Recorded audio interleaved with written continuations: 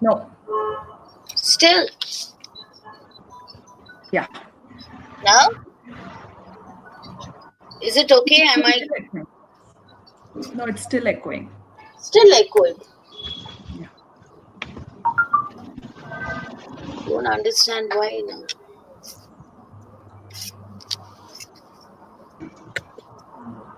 It's okay, Valerie. You can go ahead, I guess. You can start. Yeah. It's all Ramesh, sir, have you okay started the live streaming?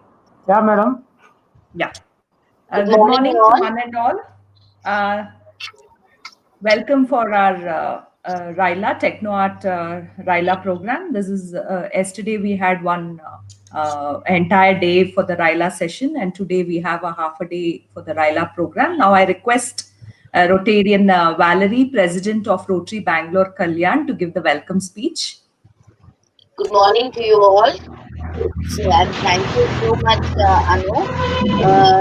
Welcome to all of you all today. Yesterday, as Anu said, we had a fantastic day with so much of knowledge being imparted to the younger generation. We are really happy. It was a great day we had. Today, we hope that we would be having still a better day. We have two fantastic speakers. We have Rotarian Jagdish from the club who would be speaking on first aid, and we have Mrs. Kavita who would be speaking on career guidance.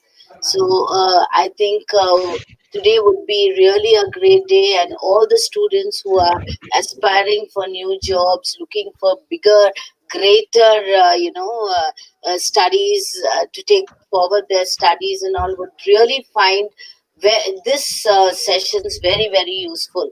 And Jagdish, who's going to present something about first aid, seems to be one of its kind totally. So welcome all of you. Have a great day. Enjoy yourselves. Welcome to all the Retractors, Interacts students who are going to join today. Thank you all. Anu, you can take over, or Jagdish, you could take over.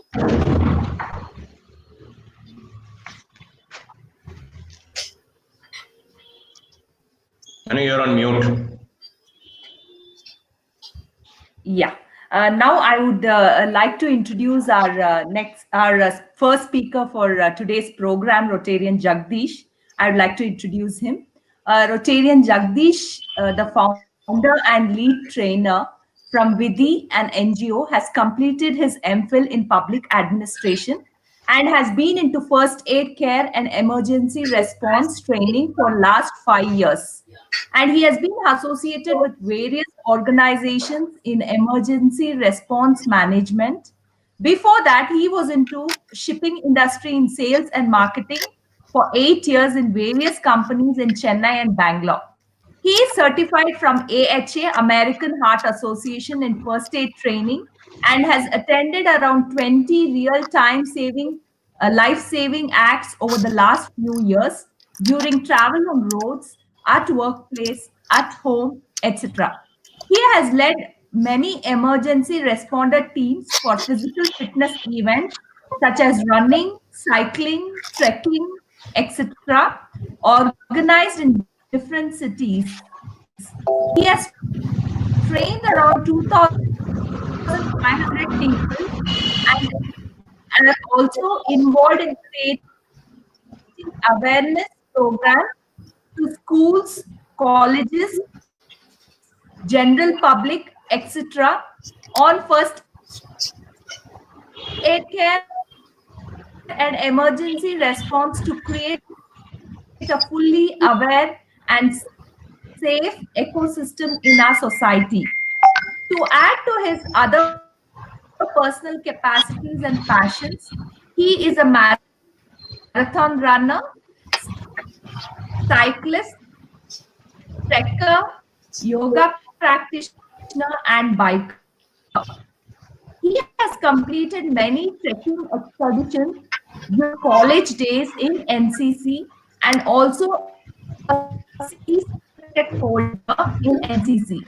He is a Pinker ambassador who carries the message of fitness and motivates many in fitness and healthy lifestyle. He also spends time in volunteering with various NGOs and an active member of Rotary Club Bangalore 3190. Get trained in first aid. Anu, can you? I think she's offline.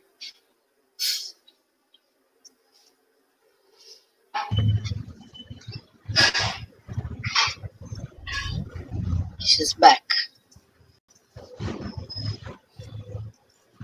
Anu, your voice wasn't clear.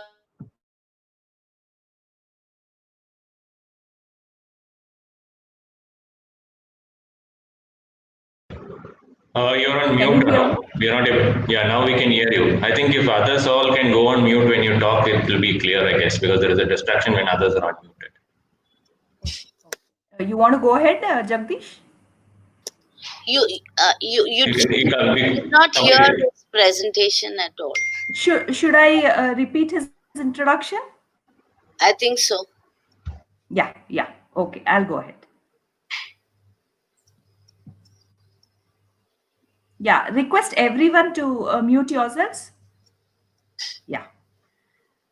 Rotarian Jagdish, the founder and lead trainer from Vidhi, an NGO, has completed his MPhil in public administration and been into first aid care and emergency response training for the last 5 years, and has been associated with various organizations in emergency response management.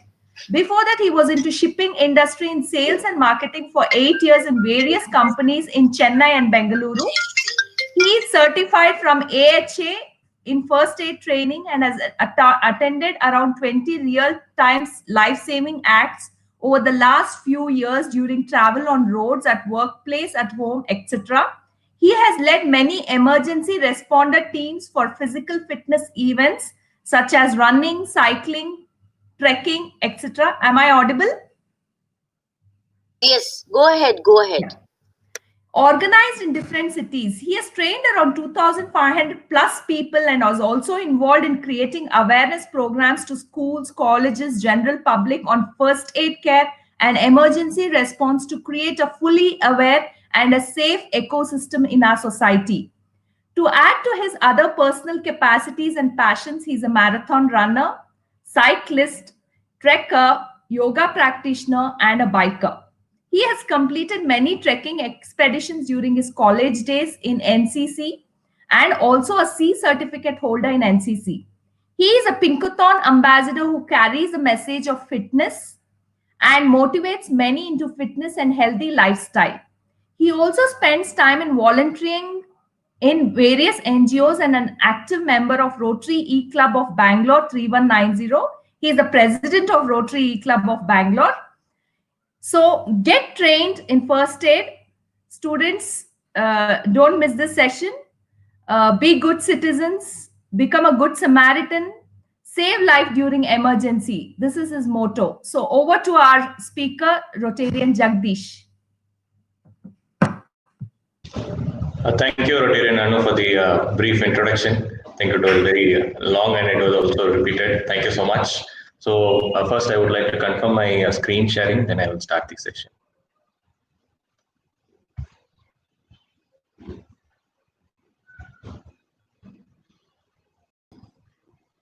Yeah, is my screen sharing visible to everyone? Yes. Am I also visible? You're not visible, Jagdish. Now? Yeah. Yeah, you are visible. Yes. Yes. Thank you, everyone. Good morning to all. And I think everybody is all these yesterday throughout the session, you've been seeing people sitting and talking and giving a lot of information. But I think this is a session where I cannot sit down and talk because this is something which is very important and which is also more of a practical things which we need to learn. And this is not for anybody in a restricted age group. It's not only for students, school students, or for college students, or for elders specifically. Because this is something which is related to a human, where we can, anybody's life, what we can do, how we can save the person. So that is what we're going to see. So that is why I am also here standing with my management here, which can be giving in a lot of insights about how our body looks in and what we can do it.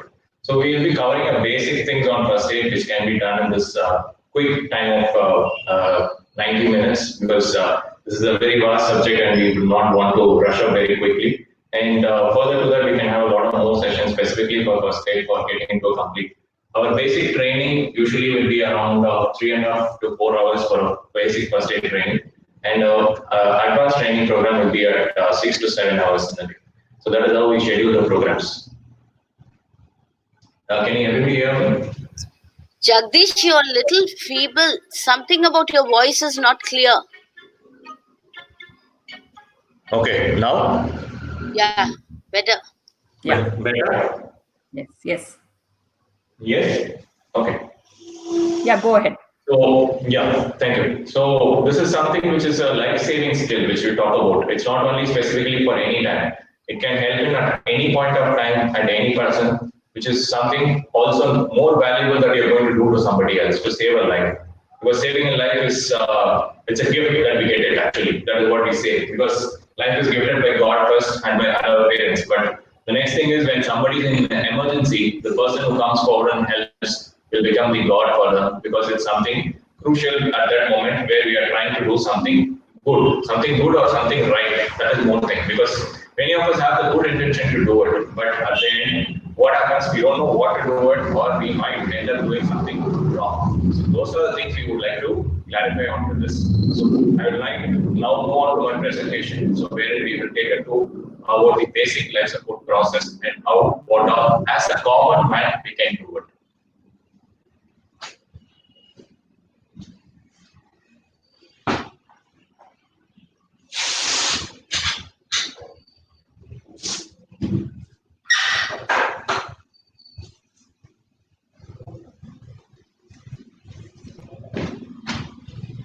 Yeah, you can see the screen presentation. Yes, go ahead. Okay, thank you. Thank you.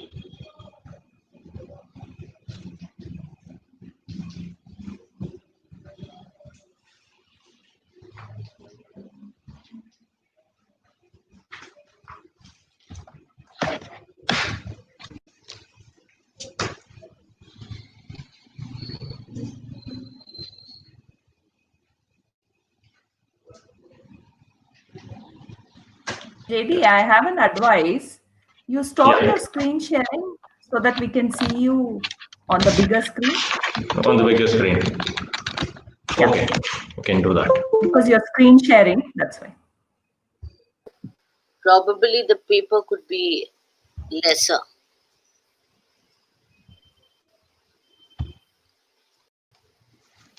Yeah. Okay, so now I think everybody can see the screen better. Okay, so let's. I would like to start with a little bit of interaction from the members here to understand what all is the first aid and what is that you're concerned with on the first aid. So to start with, what kind of an emergencies we come across in life, or we have seen it in the life. Any of you can answer a few things, so it'll be much more better to take it up forward. What do you think is a medical emergency? Medical emergencies, Yeah, when the somebody breathlessness. cannot breathe or having some terrible problem, I think the heart is the most important. So Okay, the heart is the most important, breathing problems, any kind of a medical emergencies, any issues. Somebody needs help. Yes, Yes, yes. you want to say? Breathlessness, first and Okay, foremost. breathlessness, okay. Chest pain. Chest pain. So there can be different Or types unconscious. or maybe fainting Unconscious. suddenly on the road. Yes. Okay, so there are different kinds of an emergencies. So when you look into emergencies doesn't happen with intimation. It happens at any time, anywhere, because of the internal problems or due to the external situations which comes across to a person. So external situations can be an accident or some workers working in a building or a fire incident or in what to say, different kinds of industrial performing workers where they get into because of machineries, and somebody gets into while playing, bleeding, fracture, or even while at home, eating can get into an emergency situation if it becomes a choking. Not only while eating, even when there are infants or kids, they might swallow something which is not for eating, and they can get stuck into the throat, and which can become an emergency. So there are different kinds of emergency situations. It can be either a created one, or it can be due to the internal body problems also. So in that, as a common man, we can do a lot of things to help to save the life of a person. So during an emergency situation, the person is not able to do anything for themselves. So that is where the person who is nearby, who is standing by, can come forward and help the person as a first responder. A first responder is nobody else. It's every common man who knows something and who wants to help somebody and help to save their life. So he is called as the first responder. So when an incident happens, I'm there in the situation and I want to help the person, and I know the techniques, I step forward and help. That is the first responder, and he is also the good Samaritan. So at the end of this session, we would want more of such good Samaritans in the country so that more of the lives can be saved. Because why we say the first responder is very important, because the first few minutes of any emergency situation is very critical. I think many of us have seen a lot of movies wherein the doctor says, you could have got the person a few minutes earlier and I could have saved it. Because the time delayed is the time that is lost for the life, a life which is very valuable, because we cannot value any life based on the monetary terms, because everyone's capacity is different and everyone's life is worth more than anything else. So that is where we have to be very quick and try to help the person with the available resources. That is another thing which we are talking about, with the available resources, because we are not medical professionals and we are not going for any medical availability. Medical availability, we can have the basic things like the first aid kits or first aid thing which is available, but we are not going to advanced things. So because there are advanced people are there for the advanced life support trainers, the paramedics are there, and the doctors are there for the treatment, and the hospital has the better facilities for the treatments. So that is where the person will be able to get it faster. But the crucial step is between the time the incident happens and then till the time the professional medical help arrives. So that is where most of the cases, because now currently the last few months the number of road accidents were a little less because of the lockdown situations.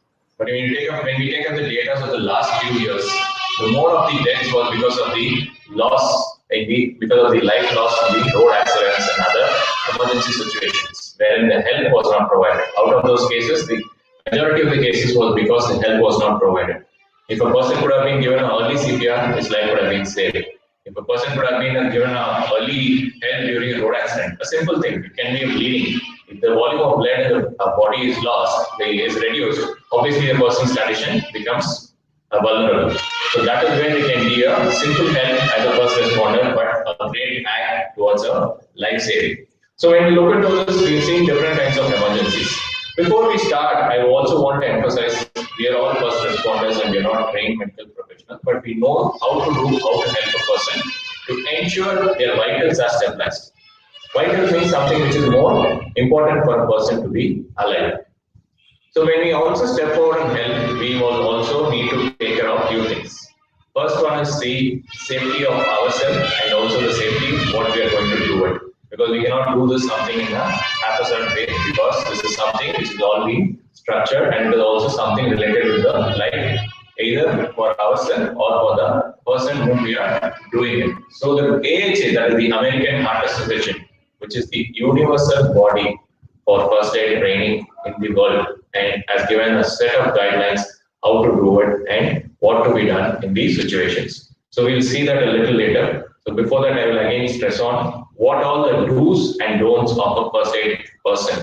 As a first aid person, we should take care of our responsibility and ensure we give a good support for the person with utmost care and hygiene. Because when I say this, during a road accident, we want to help somebody, but we will have to ensure we wear a gloves when we are treating somebody with a wound, because we don't want to spread anything, or we don't. Now in this scenario, it's a must to have a mask and sanitizer with ourselves to ensure we are protecting completely and we are also giving protection. Because it's not that we should not help during this situation.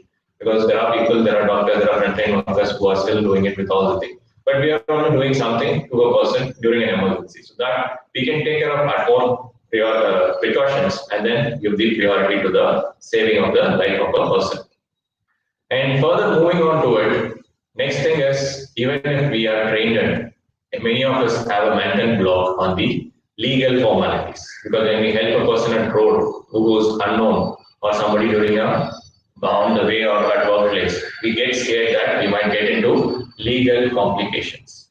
So this is one thing which we are not, many of us are not aware of it. Even I was not aware before I started this training 6 years before. When I got trained in first, because we think that when I help somebody during a road accident, the police will come, I'll have to be running around with them, giving witnesses, and they will be calling me to the police station and all those things. But the Supreme Court has come up with a set of guidelines a few years back, which has also been recommended to the state governments to enact a Good Samaritan law. A Good Samaritan law is to protect the citizens who comes forward and helps. That is what I told you. It can be either you or me. So that is the major support which the government is giving to the citizens, and also to help people during a emergency situation. So when the Supreme Court set of guidelines says that if a person is injured or somebody is on the road, you wanted to help, and you are a trained first aid person, or you know the techniques to do it, so you wanted to help, you can just go help them out, and you don't have to get into any legal complications. Even if the police ask, we can say that I'm trained in first aid, I wanted to help the victim, and I don't want to get into any other formalities. I don't have time, I have to do something else. It's fine. As long as you save the life and hand it over to the medical professionals, and you can leave the sinner.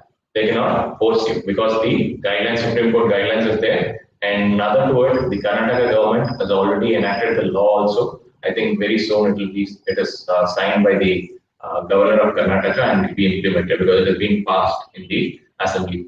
So that has been the situation here, where Karnataka is one step ahead with the other states. In other states, mostly it is the GO which has been passed, that is the government order, and they protect the citizens who comes forward and helps. And second thing, if in case the person needs a witness from the person who was helped, the victim needs a witness or the police needs a witness for any kind of a thing. It doesn't have to be like all showing in the movies that you go to police station, they harass you, they do a lot of things. Because this is not something related with criminal, and this is something with humanity we are doing it. So the police can come to the person's comfortable location in non-uniform at his comfortable time and get the witness done. So you don't have to run around to the police stations and waste our time. So these are the major few things which we have in the mind block to help people. And also when we take to the hospitals, the doctor says it's a road accident or it's something related with the case to the police to be filed. But anyway, the hospital or the doctor has to ensure the vitals are being stabilized, even then the process are being done, the legal formalities are being done on the other side. They cannot deny the process, the vitals to be stabilized or the first aid to be given, stating that the process is not being done. Because now in most of the hospitals, there is a legal medical doctor who takes care of these legal formalities, who will be taking up the incidents, updating it to the police, entering all the details, recording it, and all those things will be happening onto it. So that will be a supportive one now. And going to this, the next thing would be the hospital bills, if in case, not the treatment bills, we are talking about here, only the first aid bills. Those first aid bills would be the ones which is for the immediate treatment, not the treatment, it is the immediate the requirement of the victim for the victim to make his vitals stabilized.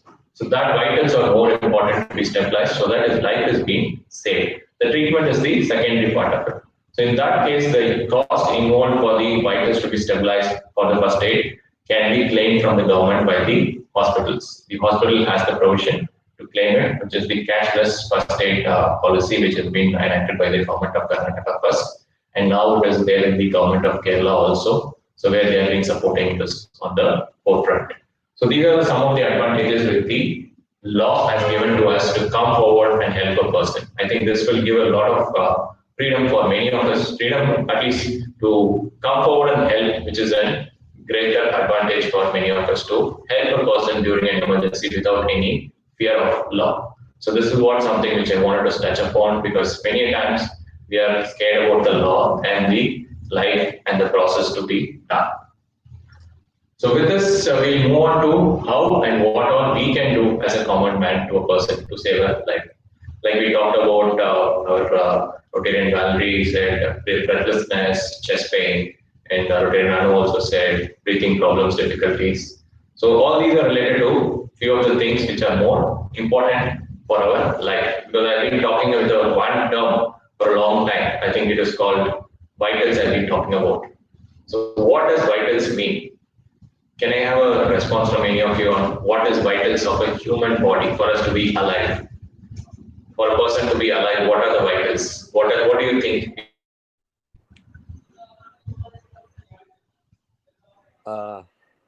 Jagdish, heart, Yes.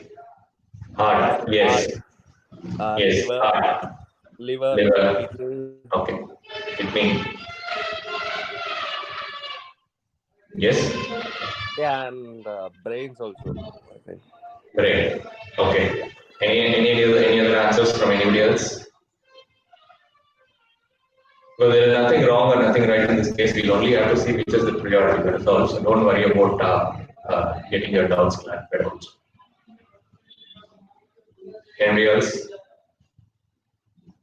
Okay. So when I say vitals, it is the topmost priority for anything. It can be vital for our work or vital for our home, vital for our. So same way we say the vitals for a human body. It can be me or you because everybody has the same composition inside. We might look different out, but the inside part is all the same. Like what has been listed by our this one for the body, human body. There are different kinds of things that is similar to everybody. There is no much of a difference inside. We all have brain, one heart, and two lungs, and two kidneys and liver. Is there anybody has two hearts, or nobody has a heart? So that is all. It's a not a differentiation. It's all the same inside. It's only the outer appearance and our structural appearance differs based on different kinds of things. So with this, we will see what are the different things which is more important to know a person is alive to make him alive. So when we say vitals, like we said, the first one always comes to heart because heart is the prior most important thing to circulate the blood to the different parts of the body. When we circulate the blood, when the heart circulates the blood to the different part of the body, only then the other parts of the other parts of the body can function. The other organs can function. So when that organs can function, it needs oxygenated blood. So where does the oxygenated blood come from? It comes from the lungs. The oxygen comes from the lungs to the heart for the oxygenated blood to be pumped out.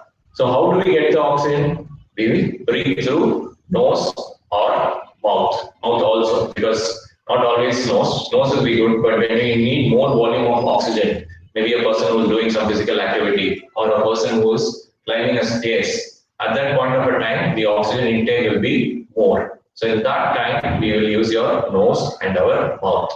So these are major three things which is important. Only then the next thing comes. If the heart is functioning properly, the lungs is giving the oxygen to the heart, if the breathing is happening.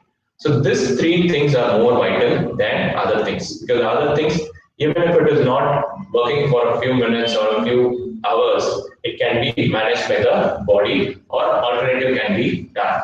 But if the heart is not beating, it cannot be done. So these three things are being coined by the American Heart Association as C, A, and B. C is for circulation, that is the pumping of the blood, that is the heart. And the A is the airway, and B is for breathing. So circulation, airway, and breathing. That is the order which is being given on priority by our American Heart Association based on the researches that they have been doing over the years. Earlier it used to be A, B, and C. That is airway, breathing, and circulation. But now the circulation is being given more priority because directly the heart is more important, is what they have been come up with the recommendation. Because when a person's heart is not beating, you will have to render quick help. That is more important and more appropriate to do it. So that is something which is more critical in any case than the other emergency situations. Like we already spoke in the beginning, there are a lot of other emergency situations. Like it can be a fire accident, it can be a electrocution, it can be a shock, it can be a road accident, it can be a snake bite, insect bite, it can be a person falling from the stairs, so it can be a person collapsing at home, or it can be a person during eating, choking also can happen. So in those cases, so what we are going to do is, we are going to see what is the critical condition of the victim. So we need to understand what is the situation of the victim to help him. So that is where we'll have to find out what is the condition of his vitals first. That is the utmost priority when we look into a emergency situation. We'll have to see what is the vitals. So like I already said you, it's circulation, airway, and breathing. So circulation is something which we can feel it when the heart pumps the blood. So how do we find the circulation? Circulation happens through the heart pumping the blood. So usually what happens, the doctors and the paramedics would be checking the pulse for the circulation. So the pulse usually they do it here. But what they do, they check here and they look at their watches because of the pulse rate. But here we are not going to do the pulse rate check. We are only going to check whether the person has a pulse or not. That is what is our condition and our requirement. Because to understand what is the condition of the person's stage, whether he is, because we don't know, it can be a different situation. Because we are not talking about only a situation where you have seen the person getting into an emergency. Because there are multiple emergencies, multiple situations. You have reached a situation where the person is already lying down, nobody there to help, or nobody there around. You are only the person. So in that case, we need to understand the situation before getting inside. If in case, if the situation where people are around, where there are a lot of people and they know what has happened to the victim, and they give you a quick update, so it can help you to save the time. So in that case, it will be easier for you to understand the situation. So what you can do is, you can just check for the vitals at the earliest. So the vitals checking is the circulation. The circulation check, what we are going to do is check for pulse. How we are going to do is, take two fingers, just lift your throat up and take, and from the center of the throat, you can slide it onto either side for 2 inches. You can feel the pulse. Because why we do is, we are not going to check the pulse in the hand, because in some cases it might be very feeble. The heart pumping the blood to the arm might take a longer time, even if the person is almost getting into unconscious or collapse stage.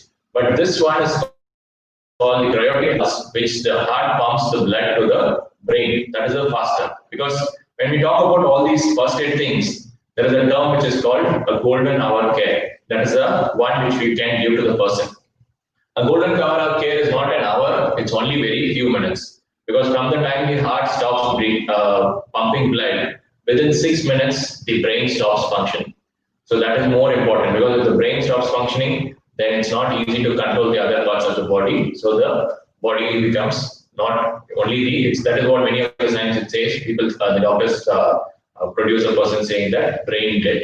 So that is more important, where the circulation from the heart to the brain needs to happen. So we need to check for that. So when we check for that, we check for the pulse, cryogenic pulse. Just check, take 2 fingers, center of the throat, slide it to either side, 2 inches. You can feel the pulse, whether the beating is there or not. We don't have to look at the time, we don't have to worry about anything. So when we do this check, we get to understand whether the person is alive or not. So this is the first foremost important thing. But like I already told you, for the person to breathe, for the heart to beat, he needs breathing. Only then, if the breathing can happen, he can. But how do we breathe? Through the airway. If the airway is blocked, it is difficult to breathe. So if a person is lying down on a floor like this, obviously the person will be unconscious or not breathing. He will have to be lying on the floor like this. So that is how the victim is going to be. If the person is standing, then it's not an emergency situation, and we don't have to worry about the victims, or we only just have to talk with the person and help them. So here now we are going to do the airway opening, because many of the cases the airway block is a problem for a person who is unconscious. Even when a person is unconscious, our tongue might fall back into the airway and block the obstruction of the breathing. So that what we're going to do is, we're going to take one hand, pull to the forehead, and just tilt the head. So you can see the straight line of the plastic tube here, which is a demo of the airway pipe. Even when we also do it, when we bend down, we find it difficult to breathe. But the same way, when you look up, we feel better, because the airway which is bent is being opened up. So when it is opened up straight, almost the oxygen volume is more to the lungs. So that is the airway. So we can one hand on the forehead and tilt the person's head, not anywhere else. Because why this is being done, it's been a recommendation from the AHA, because of considering if I want to help somebody in my opposite gender, the person who has collapsed, if it's a female member and I wanted to help somebody without any wrong intention, we are doing it, and should not be also any thing complicating for the victim also. So that is what we spoke about in the beginning, taking care of our safety and also the safety of the victim with utmost priority. Only on the forehead with the hand and tilt the head. And in the advanced levels, we do it for the chin open also for giving mouth-to-mouth rescue breath. But in today's time, the AHA has come up with the recommendation, we can give a CPR without giving mouth-to-mouth rescue breath also, because many are not comfortable doing it. And unless they have a mask, which is where they are trained into how to use it, how to safeguard themselves. So that is the utmost advanced level of training what we do it. Because with short time, we will not be able to do that. We will just see on this. So now we have opened the airway, the breathing can be done, the heart can pump. But how do we check whether the person who is lying on the floor has his breathing or not? So you'll have to do is, you'll have to open his airway, you'll have to take your ear, because our ears are very soft. Because when you touch your earlobes and see, even when we are old also, that is the softest part in our body and is also very sensitive part. So what we are going to do here is we are going to, because it's in a, now I'm doing a training in a silent environment at a closed place, but an emergency is going to happen at a public place. It's going to be on an open area. There will be a lot of sound, a lot of distraction. But the act which you are doing, which we are going to perform, is very serious one, where we are going to take a decision as to understand what is the condition of the victim. Does he need CPR to be given, or does he need other things to be done? So what we are going to do here is we can go to open the airway and put our ear towards his nose, where we can listen to the sound and also feel the sound. At the same time, we can also see his chest rise and fall, chest or the stomach. Because when we sleep, how do we see a person is breathing or not? The chest goes up and then comes down. The up and down will be there. If there is no rise, then it means the person is not breathing. So that is how these three things can help us to understand how a person is breathing or not. So what we're going to do is we're going to open the airway, put your ear towards his nose and listen, feel, because we can feel the breath. It can be warm so that the ears can get the sensitiveness. And we can also look at the chest level, rise and fall of the chest. I think this is quite common. Even at home, what we are doing daily, when we are sleeping, most of us, how do we get waked up? Somebody comes and taps or calls the name out or does something. So that is all different kinds of sensation which we are trying to do it. But when a person is sleeping, we are going to find out how because unless and until we wake up, we will not be able to understand what is the condition of the victim. So when we want to check for the condition of the victim, for the vitals, you'll have to check for breathing, airway, and circulation. So these are the three most important things. Next comes the other things like the brain, the kidney, the liver, everything. The functioning of the heart, it comes on the next step of the body of the victim to be alive. Because for an alive person, these are the major things which is important. It's the circulation, airway, and breathing. So this is the vitals of a human body. So with this vitals, as a first responder, what all steps we should take to do and help a person? Can we see that? Is a different kinds of steps we can do it. But before that, we can see where as a role of during an accident victim or during an emergency victim, there are different stages involved. In that different stages, maybe I think I will play the PPT in the last, where you can be able to understand what is that 5 different stages, wherein it forms a circle, it forms a chain, where it has to be linked with one another for a person to be normal. A person who was normal, maybe we can take an example of a person who is going to an office. Suddenly he meets with an accident. So from the time he meets with an accident, what all the various steps is involved for him to come back to normal to the same scenario.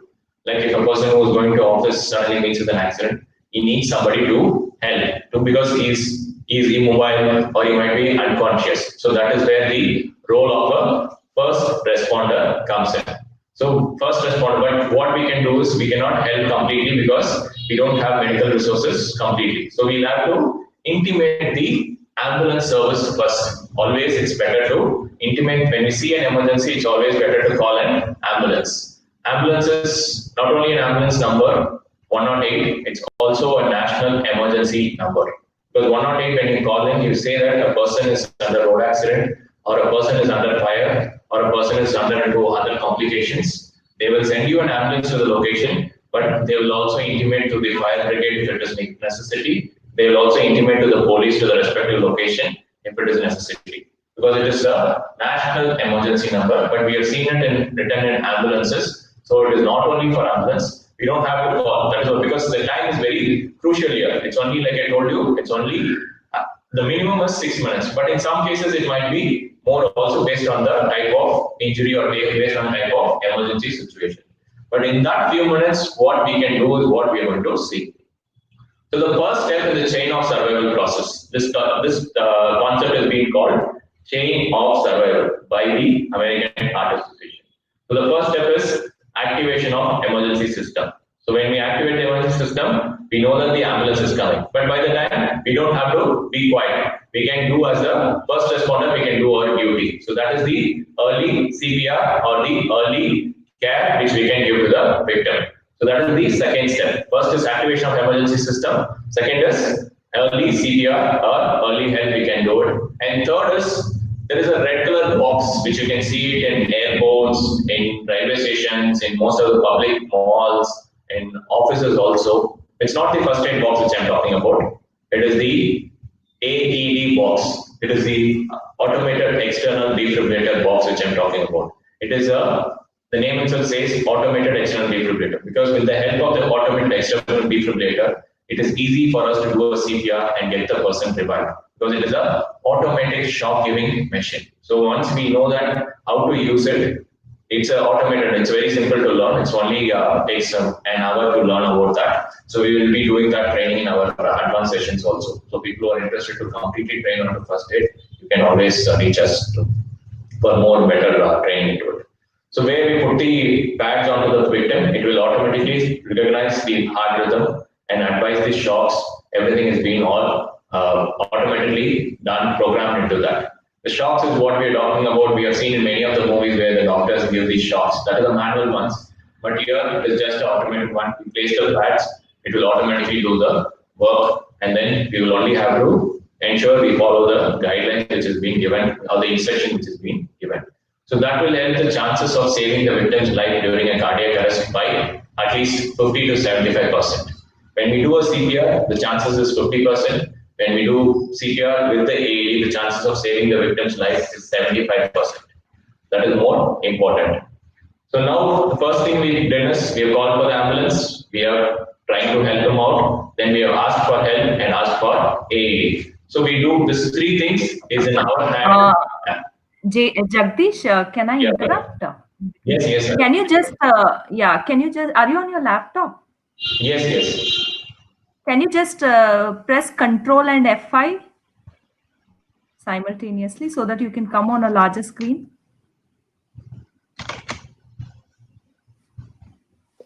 Yeah.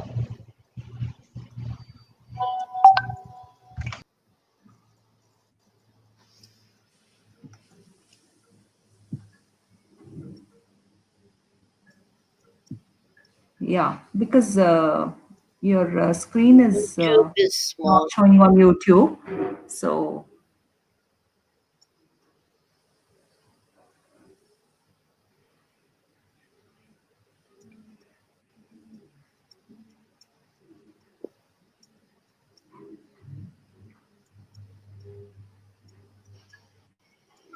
No, just Control and F. yeah, because your screen is not showing on YouTube. So Is it fine now? No. Just a moment. I'm trying to control it. Yeah. Just a moment. No, it's not fine.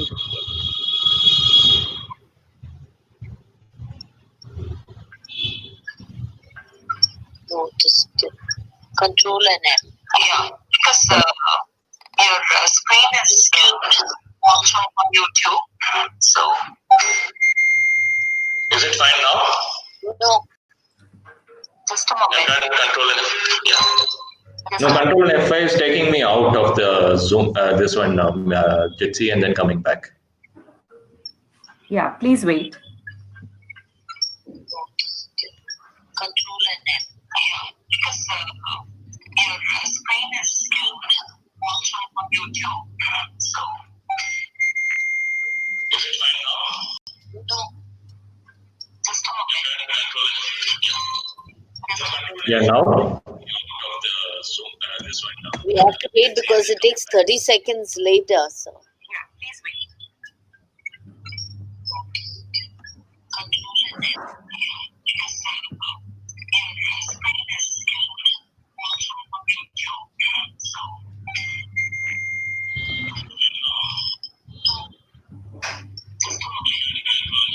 Can we stop the stream? We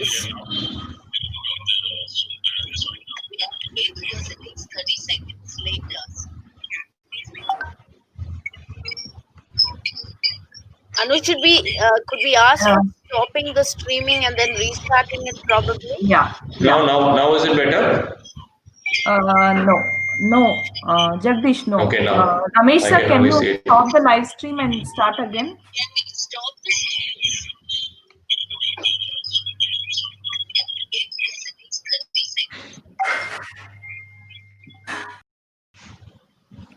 Live streaming is on.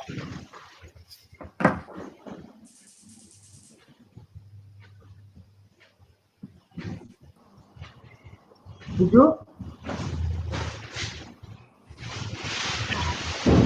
Viju? Live streaming is on. Viju sir, you're around here? No.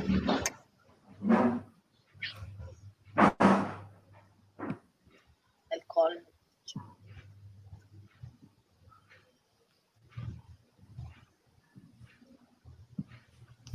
Ramesh sir,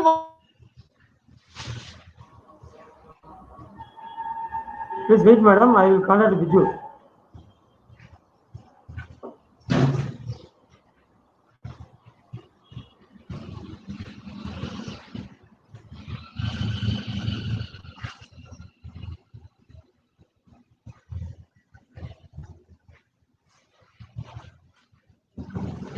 sir.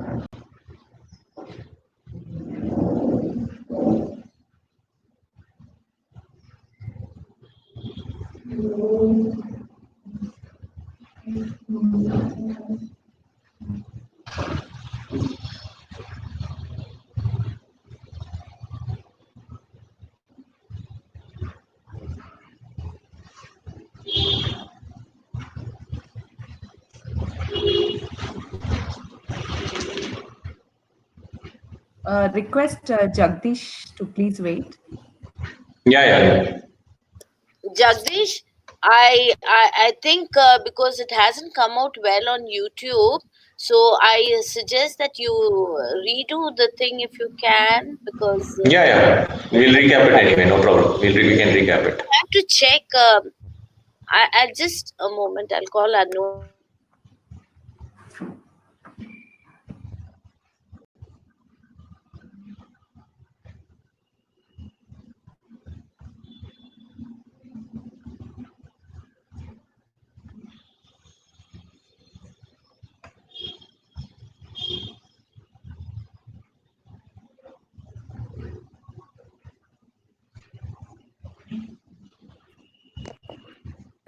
Good morning, Jagdish. Viju here, and you can Good just morning. Yes, sir. to present a screen, just to present something from the screen, so it automatically refresh and you automatically come to full screen. Please try that one. Just present some presentation. Present. Okay, share. You mean sharing the screen? Yeah, please do that. And after that, once it is full screen, you can close the sharing.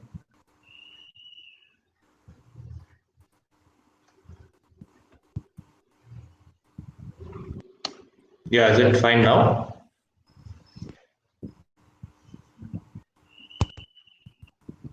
Yeah. Okay, solved. This is solved. Again, it's back. Yes. Jagdish, request you to restart. Yeah, sure. So is it better now? Mr. Viju, is it okay now? Yes, we can see the screen. Yeah. Good.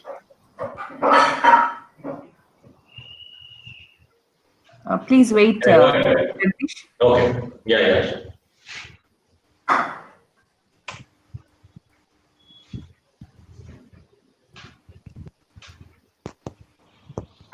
I think again the same issue.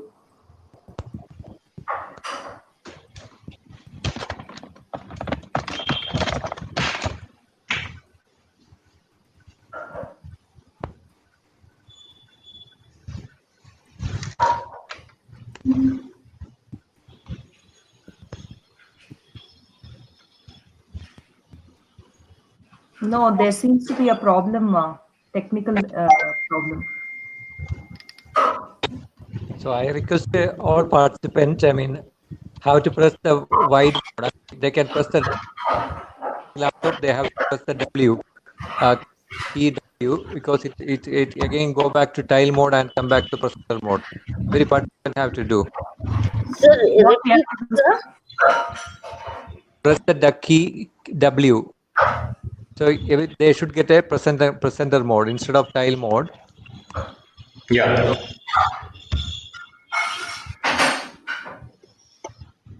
can you repeat, Biju sir, what we have to press? W. The key W. Yeah. Sure. And ensure that we are not in the tile mode. We should be in the full screen mode. Yeah. Yeah. Now we are actually on full screen mode. No, but it's not showing on YouTube.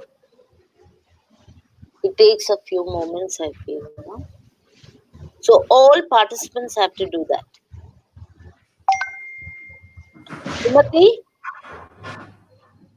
Sumati madam. Yeah, I'm there. Yeah, please press the W key once on your laptop. WC. W key. No, only the W key. W. Yeah. Only the key W. I didn't catch it. Where is it coming? W. Just W. No, the letter. Just press the letter W. You can see the presenter. That is, you can see my screen fully, and others will go on the small side bars, toolbars.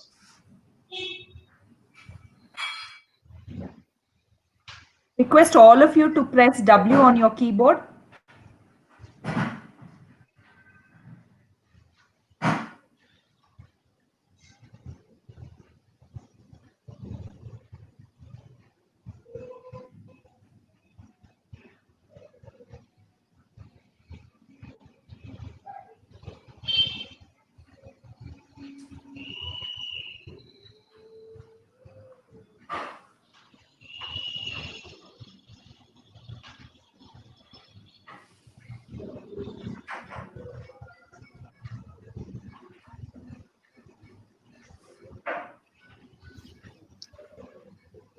Biju sir, can you advise?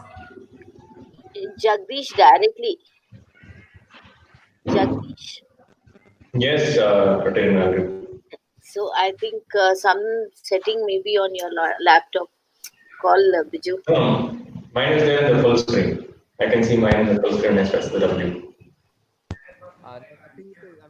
If you press, I am facing some network issue, so I'm using mobile to connect, so I don't have the full control over that. Until the issue is resolved, I say to stop the live stream first. Yeah. Ramesh sir, please stop the live stream. We will continue. Okay, madam.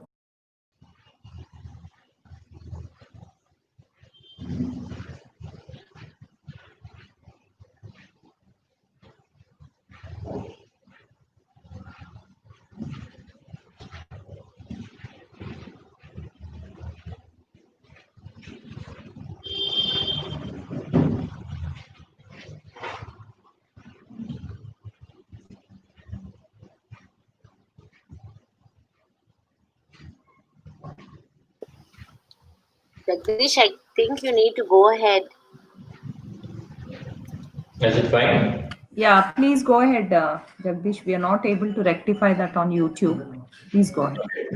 I think everybody has to change the setting like what Mr. Vijay said. We'll have to come to the speaker view mode than being in the type mode, I guess.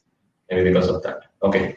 I think let's just move. Before moving ahead, I might to want to have a recap of what we are talking in as a first responder from the first aid point of view, what we can do it. I would request others to be on mute so that it will be better for me to my voice clarity clearly here.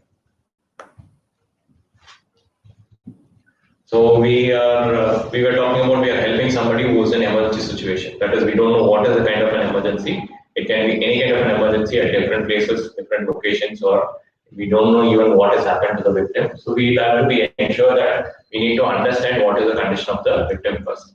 So, but before that, we will also see the what we can do as a first responder, or what is the acts to be done during a emergency situation. So that is what we saw. I just spoke before the break as a 5 steps, which is called a chain of survival. Because a chain means it has to be linked with one another. If the link is not there, then the chain is broken, and it is not a chain. It's just a straight line. There is no connection between the start and the end. So the same is what we are talking here in an incident or an accident, something which happens to a person.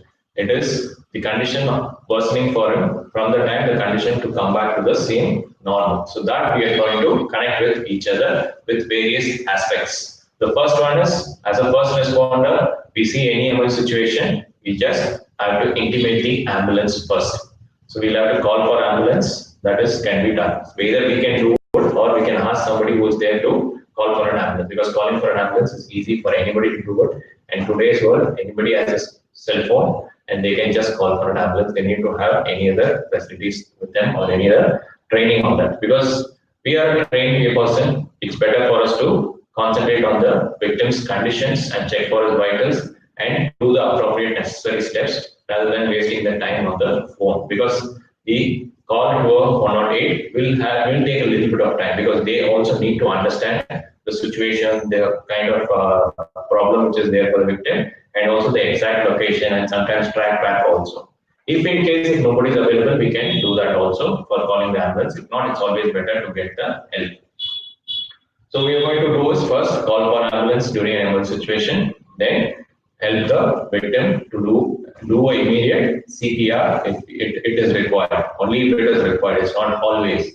Because we are talking here about the very external conditions, it is a life-threatening conditions. Because there are other small emergency situations also. Like I told you, it can be a fire accident, or it can be a fracture, it can be a bleeding, it can be any kind of a small incidents, or any kind of a common medical emergencies like bleeding, which are all not life-threatening. But we are going to see about only life-threatening now.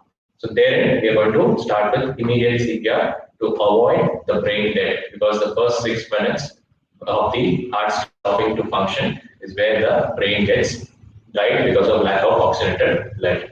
So that is the immediate thing. So first is call for ambulance, give immediate CPR to the person if required, and call for AED or ambulance for help, because we want somebody for help. That is also there. And if AED is available, if it is a cardiac related emergency, then it will be your 50 to 25% more help, 25% to 50% more help to save the victim's life. So it's always better to have them in ready with the time, because the time is very limited. It's not like we say it's an hour or more time. Minimum is 6 minutes, and it can be within very few minutes around that also. So we'll have to call for ambulance and immediately start with the CPR if required, call for AED, and call for help. So these 3 things, we don't have to be a medical person. Anybody can do it. Today, after the training, you can do it. I can do it, or anybody, when there is a requirement, we can do that. The next thing is we have called for the ambulance. We've been trying to help the victim. By the time the ambulance comes in, we can tell them what has happened to the victim if we know everything completely, and then hand over to them, because they are trained professionals who are advanced life support professionals. They will administer medicines or injections or drips, whatever is required, or any kind of a complete plastering and all those things. But we cannot do all those things, and we are not authorized to do also. So that is the advanced life care, which is the 4th thing, step chain in the chain of survival process. The next one is they also cannot completely take care of the victim. They'll only be doing the first aid or immediate response to the victim and then take them to the hospital for further treatment.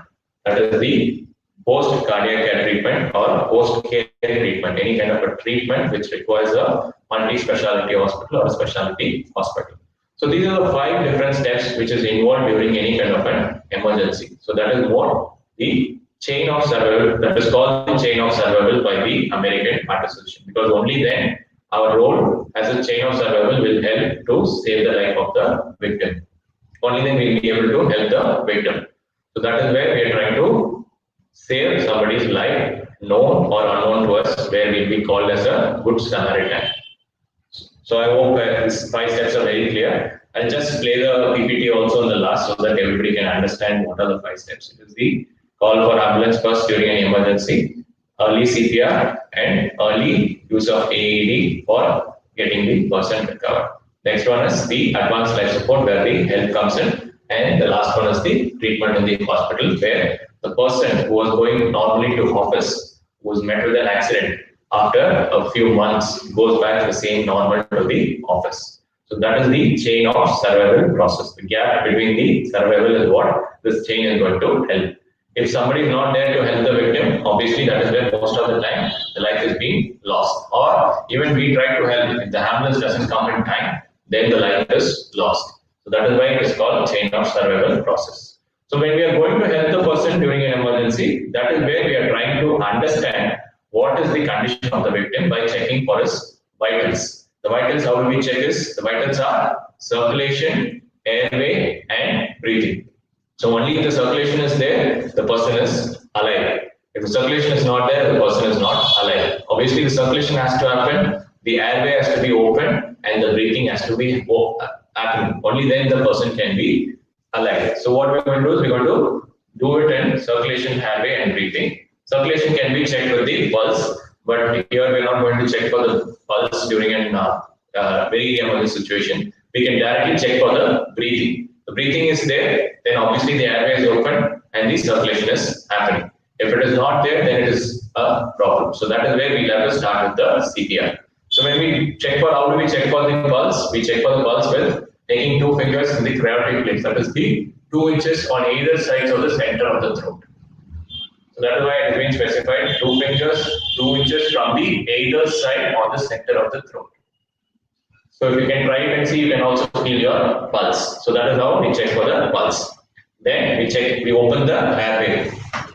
Place it on the shoulder and gently open the airway so that the airway is open. And then we can check for the breathing by putting our ear towards the victim's nose and also listening to the sound and also listening to feeling the breath and also looking at the chest rise and fall. So this is the chest. So we can see it, chest rise or fall for a normal person. If it is there, he is breathing. If it is not there, it is doubtful. So then we can check whether we are able to feel or we are able to hear the breath. So this method is called look, listen, and feel for checking the breath. So for checking the breath, we cannot take more time because the time is very limited for us. So what we can do is we can check it for 5 seconds minimum to understand, or another 5 seconds additionally if you have any doubts. So that 5 seconds, we don't have to look at the watch. I'm not wearing a watch, so we don't have to count like that. And 1, 2, 3, when we count it also, it is not 5 seconds, it is very fast.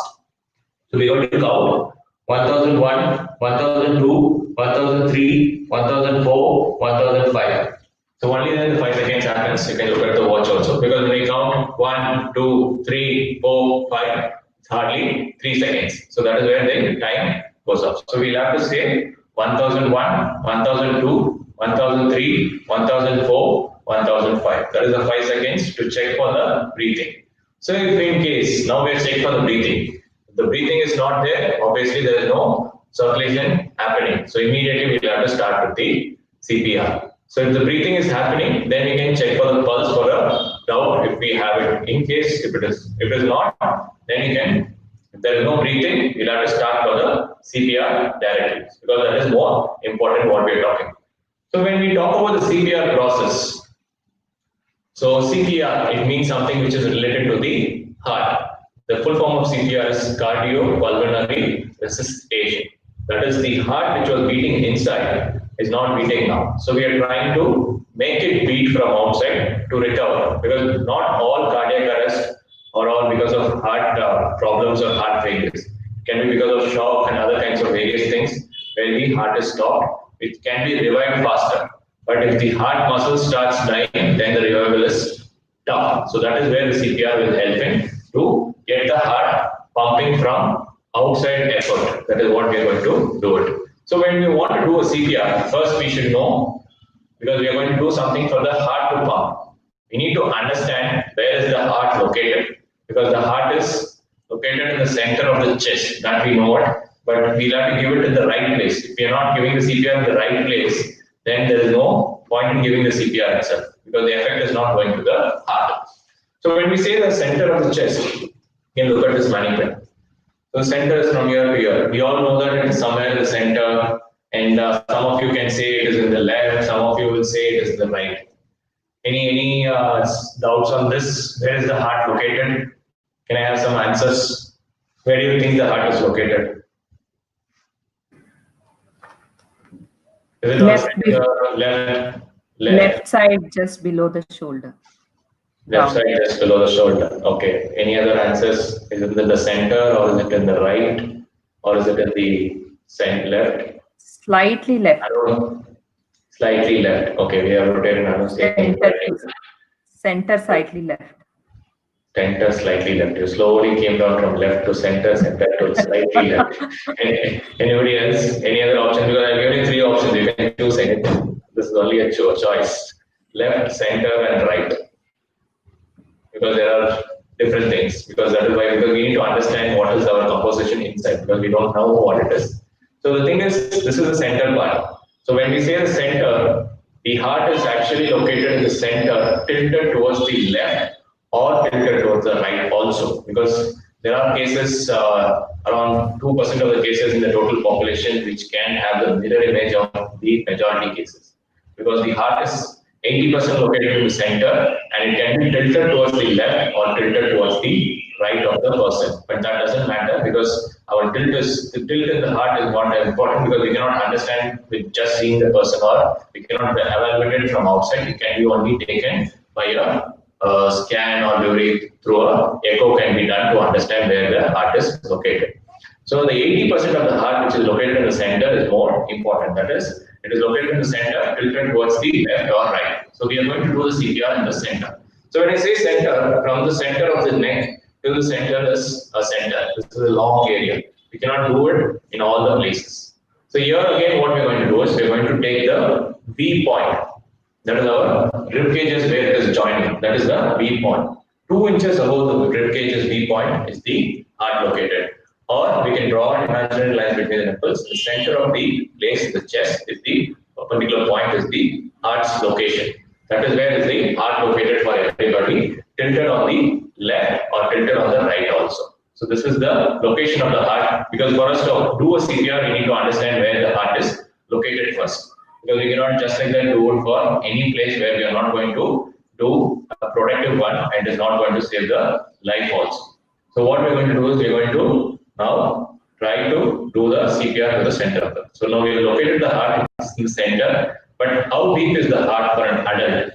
For an adult, it is 2 inches deep, because we can see our rib cage is bones, which is very strong. Behind that, there is the thoracic muscles, and in between the lungs, it is the heart which is located. So we'll have to be very strong enough to reach to that point to ensure the heart is being compressed to pump the blood out, and then recoil to get the blood back inside. So at least 2 inches to reach to the point of the heart. That is, center of the heart is here. At least 2 inches to reach to an adult's heart. For a kid, for a child, it will be around 1.5 inches, because they are slightly smaller. That is, child we are talking about is somebody who is less than 14 years. That is called as a child.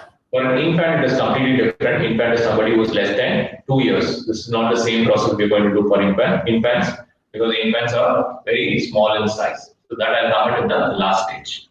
So here we are located the heart. We are going to do it for 2 inches. We have seen it. And what is the size of the heart? Our size of the heart is the fist size. My fist size is my heart size. So my heart is located in the center, tilted towards the left or tilted towards the right. So this is the location of the heart, 2 inches below the rib cages, that is below the point. So where we are going to do the CPR. So now we are located the heart. The person is lying like this. Can I request everyone to go on mute? I had a lot of disturbances. So we located the heart in the center, and then we have found that it is tilted towards the left or right. We're going to give the compressions. For giving the compressions, we're going to use the heel of the palm. That is the heel, not the palm, because the palm is a little soft place and it doesn't have a strong part. But this heel is very strong in our body because that is the end of the bone and is also very big. So where that is the size of the heart. You can place the heel of your palm in the center of the chest where we have located the heart, and take the other hand over the interlock it with the other hand, because the weight is going to come from the shoulder, not from the shoulders, not from the elbows. We are going to give it from the body weight. So to perform this, I will just move the mannequin to the floor, because it's always ideal to give the CPR at a floor.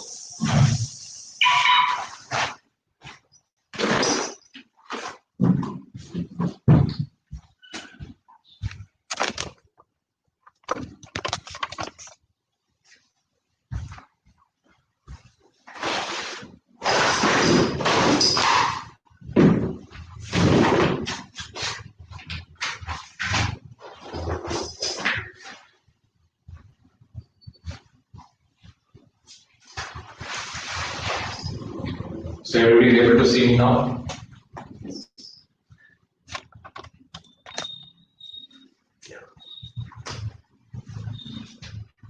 So this is how the victim would be on the floor. We just check for his breathing. If there is no breathing, then we locate his heart. If there is anything dwells or something on the chest, it's better to remove it. Cannot give CPR with that.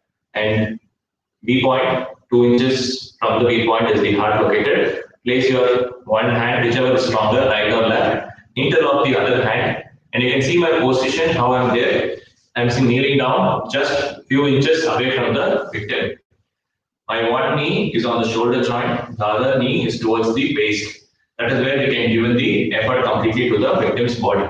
Because we are going to give the pressure from the, not from the shoulder, not from the elbows, from the body, whole body weight, from the hips. So I place the one hand, interlock it. Now when I move my body, you can see a little bit of press already. So that is because my body weight. Because the hand has to be straight, the hand cannot be bent because the effort will not go to the person appropriately and you cannot reach to the heart. So interlock it and then go over the victim, that is 90 degrees. You can see my hand in the sideways, it is almost 90 degrees towards the victim. Complete straight, and then now we are going to start the compression to reach to the heart. So before doing this, I would like to want to know how many times does our heart beat in a minute? Per minute, what is the rate at which our heart beats? Any answers? 72. 72. Yes, that is the exact one. But based on the activities, what we do, it will range between 70 to 80. And sometimes when you do more rigorous physical activities, the heart rate raises up to 150, 170, 180, some cases up to there, different things are there. So the average range is 70 to 80, but when you take it as the exact one is 72. Our in a minute we have 60 seconds, but the heart beats for 72 times. So when a heart which was beating for 72 times is not beating now, so should we give more compressions than this rate, or we should give less compressions?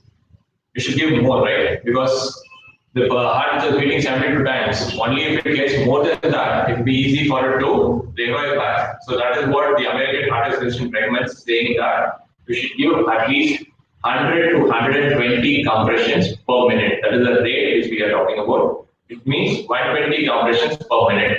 So in that case, if we wanted to give 120 compressions per minute, we'll have to be faster, because every second we should be able to give 2 compressions. So that is the ideal one. But when we count the numbers, we don't have to focus on the numbers, because when the number goes high, 50, 60, 100, 110, we'll have to be more focused on numbers. So that is why what they have done is the compressions of 120 per minute is being divided into cycles. So 30 compressions is one cycle, because in the advanced level, when we take 30 compressions, We do a 30 compressions and then we give a 2 mouth-to-mouth rescue breath with the help of the mask. That will help the person to revive faster. So here now we are going to do only the hands-only CPR as recommended by the American Heart Association. So we are only going to rotate the heart, place the hand, and then try to give 30 compressions one cycle for continuously. There is no break for that because when we stop it, again we are leaving it and we are starting from the start again. So the compressions has to be continuous from 30 compressions per cycle, and the cycle has to go on at least 4 cycles per minute because it's 120 compressions. So 4 cycles per minute and 8 cycles per 2 minutes. So that is the rate at which we have to give and keep on going unless and until we get a medical help, or if we are tired and we cannot give anymore because it is hard to give a CPR. But that is why we have been trying to do a CPR session mostly on a practical scenario where people can try out. So V point, 2 inches located, place one hand, interlock with the other hand, go over the victim 90 degrees and try to reach at least 2 inches for an adult, and then start giving the compressions at the rate of 120 per minute, 100 to 120 per minute, and we count it as 30 compressions one cycle. So now we'll see, I will start with the demo of one cycle now. 1, 2, 3, 4, 5, 6, 8, 9, 10, 11, 12, 13, 14, 16, 17, 18, 19, 20, 21, 22, 23, 24, 26, 27, 28, 29, 30. So it's hardly 15 seconds a day. So this is the rhythm. But when we try, when participants try initially, this rhythm will not be there. It will not be easy to do it. But it's okay. But slowly you can get into it. But when somebody is in a need, it's better for us to do something rather than not doing anything. So this is the V point, locate and then interlock it. Keep your hands straight and bring the weight from the hips so that the activity, the compress is easier. Because when I say compress, it's also compress and recoil. Because when we compress, the heart pumps the blood to the other parts of the body. So again, when we recoil, heart gets relaxed and the other blood comes to the heart so that it can be oxygenated and sent again. So this is the posture. You can see my hips is only giving the pressure where I'm going it. I'm not taking my shoulders or the elbows. So whole body weight comes into it for the compressions. Clear? Any doubts on CPR? So we need to give 100 to 120 compressions per minute, and we keep on giving unless we get a help from a medical professional or we are not able to give, or in the case where we are trying to do the utmost activity to help the person recover. Excuse me. If the person recovers, that is, if the person comes back to breathing, then we'll have to stop the compressions. Don't say that I'm in the middle of the 4th cycle, I'll have to finish my cycle. Until then, you don't die, I'll not stop. It is only just for the counting that we are doing it. Because at any point of this time, anything happens, that is, the person recovers or the medical help arrives, or if you are not able to do it, you can stop it. But if you are not able to do it, there is another thing, like I already told you. We have called a person, somebody who's standing there. The same way you can do it, you can locate the heart, place everything, and ask them to just give the compressions at least so that something is happening after every 2 minutes. Because every 2 minutes you can do it and the other person can take over. That is what usually you do it when we have 2 trained persons or 3 trained persons. Every 2 minutes, once the person can rotate so that the others can recover during that time. So I'll be doing this compressions at least for 2 minutes, and I have another person. So another trainer who's a person who's trained into CPR and first aid, he will be able to do the CPR for the next 2 minutes. Then the other person can take over. By the time you can recover, because doing the 30 compressions itself, you'll see that how hard it is to do it. So you're going to do it for 240 compressions at a stretch for 2 minutes. Clear? Any doubts? Anybody wants to ask on CPR onto this? Because usually we have a lot of questions coming in during the interactive sessions or practical sessions. So here, if somebody has any doubts, I can clarify. Yeah, Jagdish, I in fact wanted to know. See, when we press the chest, or I mean the center of the top of your chest, how hard should you put your? Because I at least I myself get scared to think that it may cause damage if you Yes. press. So how much of pressure you need to put? Yeah, Yes. that's for God, but for the actual person. Yes, this is the reason I asked you for the doubt, because this is the usual doubt everybody has, because you can say that. But this management is being made comparing to a person of weight of 40 to 50 kgs. For a person who is of 40 to 50 kgs itself, I struggle so much to give the weight, because the weight is from the body. That's what the rhythm we are talking about. We cannot give more weight saying that I will be breaking the rib cages. You don't have to be fear, because this part of the chest of the body of our body is very strong, and this bone will not break. And we don't have so much of power. Only if you're giving to a kid, we might try to do it in that way. But otherwise, also this is not for a kid. This is only for adult we're talking about. For a kid, for a child, we'll only have to use one hand. But when for an adult, when we're doing it, in case if it breaks, is what you're out. That is what everybody has it. But the break will not happen if you're giving so much of pressure and you try to break it. The break cannot happen in the center, because this part is very strong and it is very tough to break this. Only the breakages can happen in this side, because the side is like a spring. Our chest is like a spring where the pressure is being taken. So that way, in case if at all the person has a weak bone, it might break in this side. In case that also, it is not going to get complicated, because the bone is going to, which is breaks, which only comes out because it is like a spring shape, like attached to this in a V shape. So it can only come out and protrude. Is it easy to mend a bone, or is it easy to get the heart revived back? Mending a bone can happen in 21 days. That is what the doctor says. If the heart is not functioning, the mending of the bone is also not of use, but that can be done easily. But it's better to get the person with a heart which is beating to the hospital to take care of the further things. So that doesn't mean that I'm saying break the bone and then do the CPR. It's on a worst case, extreme case, it can happen, but it is very less chances, because like I already told you, during the practical scenarios also, we have got from a lot of people who have got trained from us. There is no such incidents which can happen, because it's not easy. I told you this is a 40 to 50 kgs management.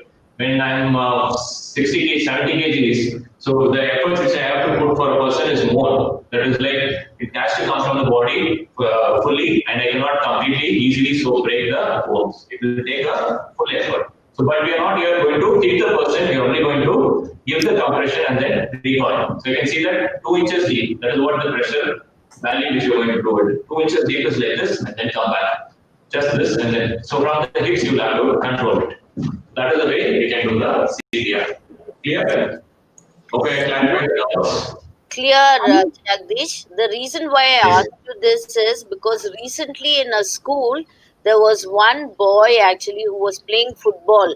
He had a weak heart and had a problem actually, and he died on the football ground. So everyone Yeah. were helpless and couldn't do anything at all.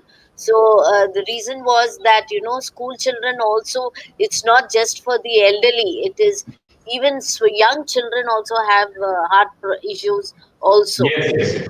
Yeah. So in that case, if the person was a teacher or somebody who's trained into the CPR, they could have tried doing the CPR, and then by the time the help would have been arrived. Because here the pressure is the incident is because of the heart. So the heart which is not beating inside, we could have tried to make outside by the time the professional medical help arrives. So that is where we can bridge the gap and fix the role. Because there is a difference between a weak heart, the cardiac arrest, and the cardiac failure. The cardiac failure can happen because of blockages, but cardiac arrest or this one pain can be because of various other reasons like the muscles getting weaker or the sudden shock also, the person can get into a cardiac arrest. In those cases, the heart muscle is good, but the beating has stopped. So that beating can be revived through the CPR process. I hope everybody got a clear answer of how to do a CPR. Maybe in the future, we will be organizing a practical session where everybody can try the CPR and then take care of it. So this is the major life-threatening emergency situations which we wanted to cover during this session. And I would like to thank the RYLA team from, on behalf of V.Ramesh, because I'm the founder, and we have another couple of founders and trustees who are there. So we try to train more of our school students, college students, corporates, and corporates also. We do a complete professional program with first aid and CPR in the half day in the morning, and afternoon, the after day we do a fire and safety program. I think yesterday you have been seeing a lot of ad videos which is coming late between the sessions. So that is from the NGO only. So our focus is to get more people trained and save more life during an emergency.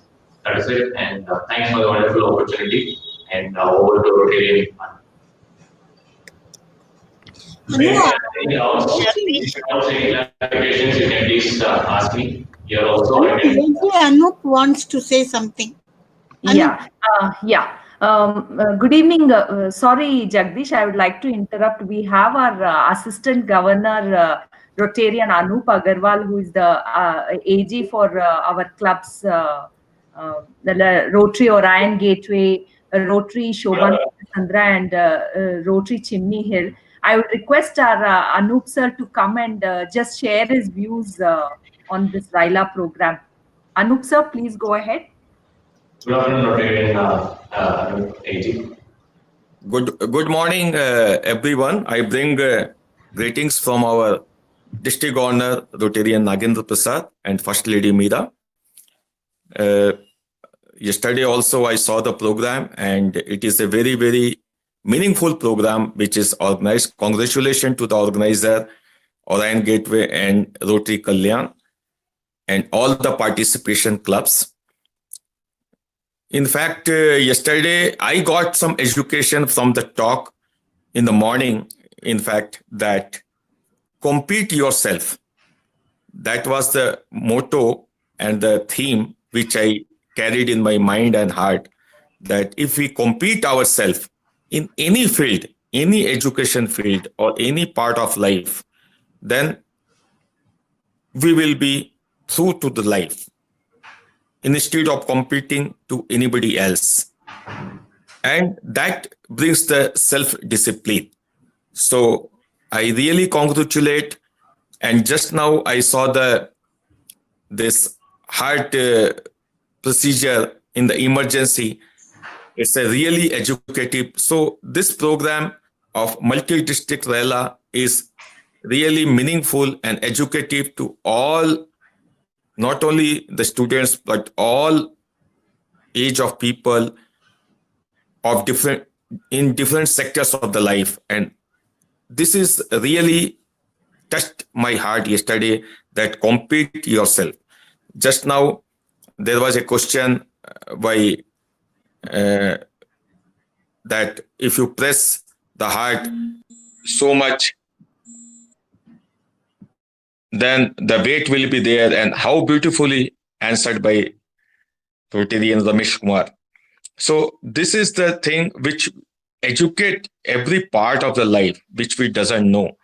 So congratulations once again to all participants, and especially to the organizer of this multi-district RYLA program, Rotary Orion Gateway. Congratulations to Rotarian President Anupallavi and Rotary Kalyan. Thank you so much. So he's Rotarian President Jagdish from E-Clubs, who is doing Oh. He's our own Rotarian, sir. Our Skyrocker President, Jagdish. So, Thank you, sir. Yeah, thank you so much, Rotarian Anup Agarwal, for being here and always motivating us to do many more such interesting programs. Thank you so much for being here, Rotarian Anup. Now I request our another Assistant Governor, Rotarian Shiv Kumar sir, who is the AG of Rotary Bangalore Kalyan, to share his views, sir. Sir, warm welcome to you, sir. Please come in and say a few words on RYLA. So you're muted, I suppose. Shiv Kumar sir? He's muted, Danu. I think he's not there, Valerie. I think once he joins, we'll share his views. Now over to Rotarian Jagdish again, our speaker for this first aid training session. Anyone has queries, any questions to Rotarian Jagdish? Yeah, I have one question. And ask. Yes, please go ahead, Rotarian Valerie. Yeah, my question is, have you, I've written it here. Have you come across a situation wherein a person needed first aid like this? How serious was the situation when you took it up? And if yes, what was the outcome of the problem which you had faced, and how was your feeling after the whole situation was over, whether it was a good or bad situation which you have undergone. So your feelings as a person when you have helped somebody, what was your feeling? Yeah, thanks. That was a wonderful question, Rtn Valerie. I think that was very extensive, and I usually cover everything, all these things in my presentation, in my training itself. But since we had very limited time, I did touch upon this. And first thing to answer about your question, luckily, touch wood, I've not done a CPR to anybody till now because I've not come across such situations. But I've come across many kind of other scenarios where we have not let the person to get into that scenario where his heart is stopped functioning. Because I have attended around, till date, I have attended around 25 plus scenarios in real life scenarios. Either it was a fit situation, either it was in fractures, it was bleedings, road accidents, head injuries. I have attended many cases on a practical scenario where I've been able to help the person to do what all we can do as a first responder and help them to get rid of the pain and save their life and send to the hospital. But when you ask for the feeling, that is something which cannot be measured because it is like I already told you in the beginning. When I help somebody and the moment they find their pain relieved and then they get rid, or after they get well from the hospital, they look at us like a god because it is something which is. But it's a simple act which we can do it. But it is a great act for them for getting back their life or their, even if it's in a fracture or a bleeding cases. There are a lot of incidents that happens. So one such incident where I can share you one which has happened near the Bayanapalli police quarters last year. Last year around the same time, I was roaming around in different places for looking out for houses. And somewhere I took a wrong turn and then I went towards Kardaspura and I had to come through the signal from near V.Ramesh. I was wondering why did I take this? Then I knew that there was something for my need to do that because God has given me. I came through the signal, I crossed it, I found a person. Before me, I don't know what has happened because there was a crowd. The person has already was into a accident.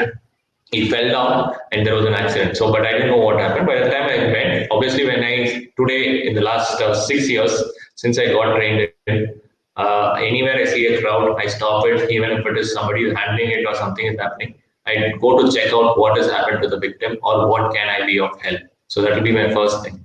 So I went and stopped my bike. I went to the person nearby. I could find that the person has nothing is outside has happened, but he has come from the scooter from the Bayanapalli police quarters, and then he slipped. The slip and his scooter tire got burst, and he slipped from the scooter and he fell down and he got his shoulder dislocated, fractured or dislocated.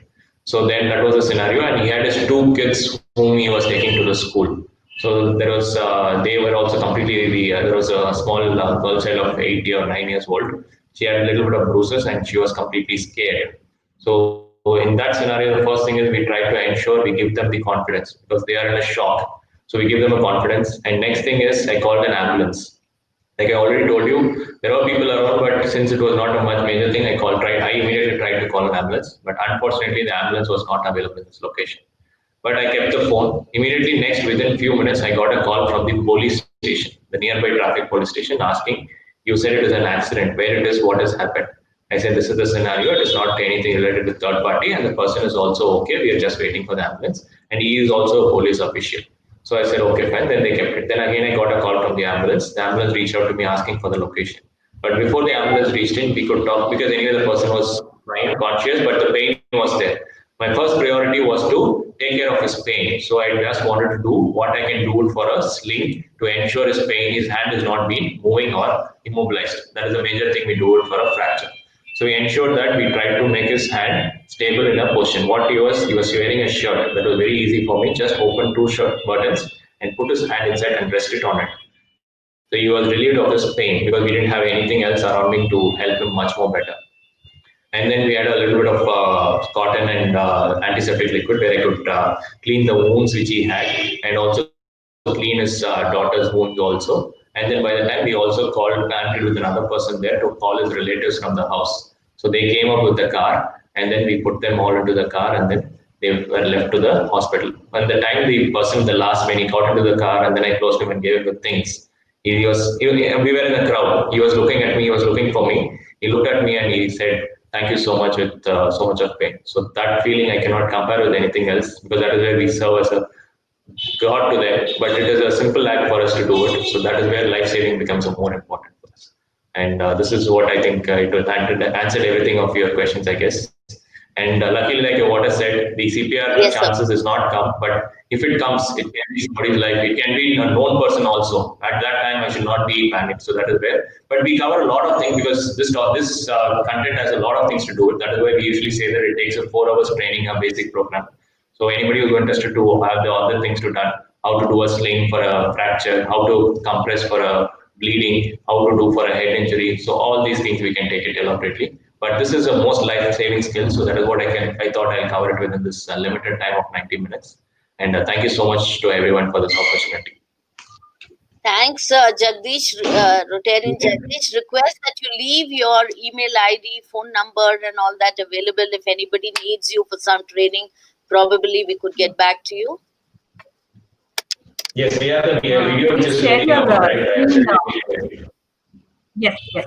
Okay. Yeah, I would like to play a small video in the last. Hello. Yeah. Yes, yes. Okay, Go ahead, Jagdish. I just wanted to play a 2 minutes quick video of what we talked about CPR, which is a funny video, but which is a way how CPR should not be done. So I'll just play that video so that everybody can have a look and then we can move on to the next session. Yeah, sure. Just a 2 minutes. I hope everybody will enjoy this video also. Yeah, time limit also we have now. Yes.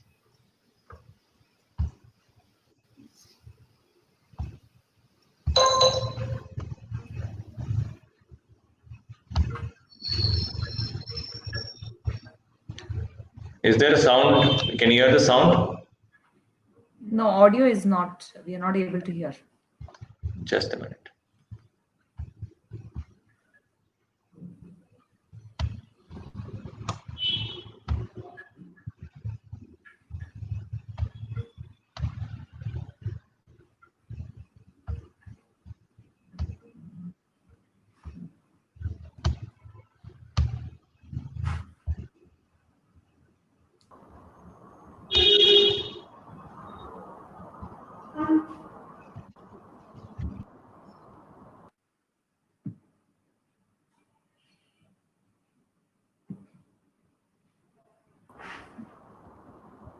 Left side bottom, see share audio option. Here, this.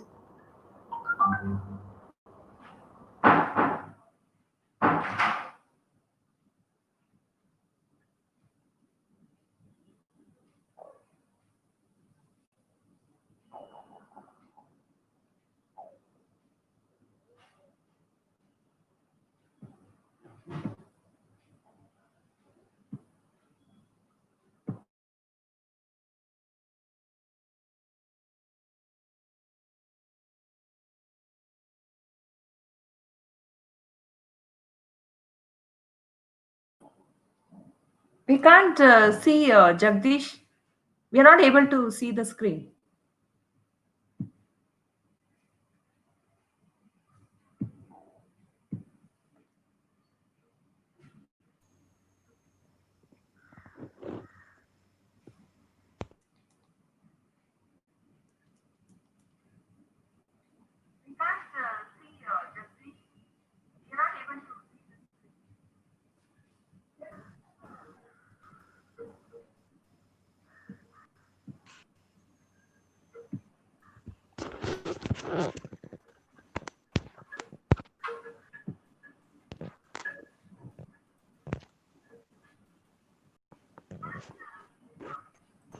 Yeah, just a minute. I'm sharing it again.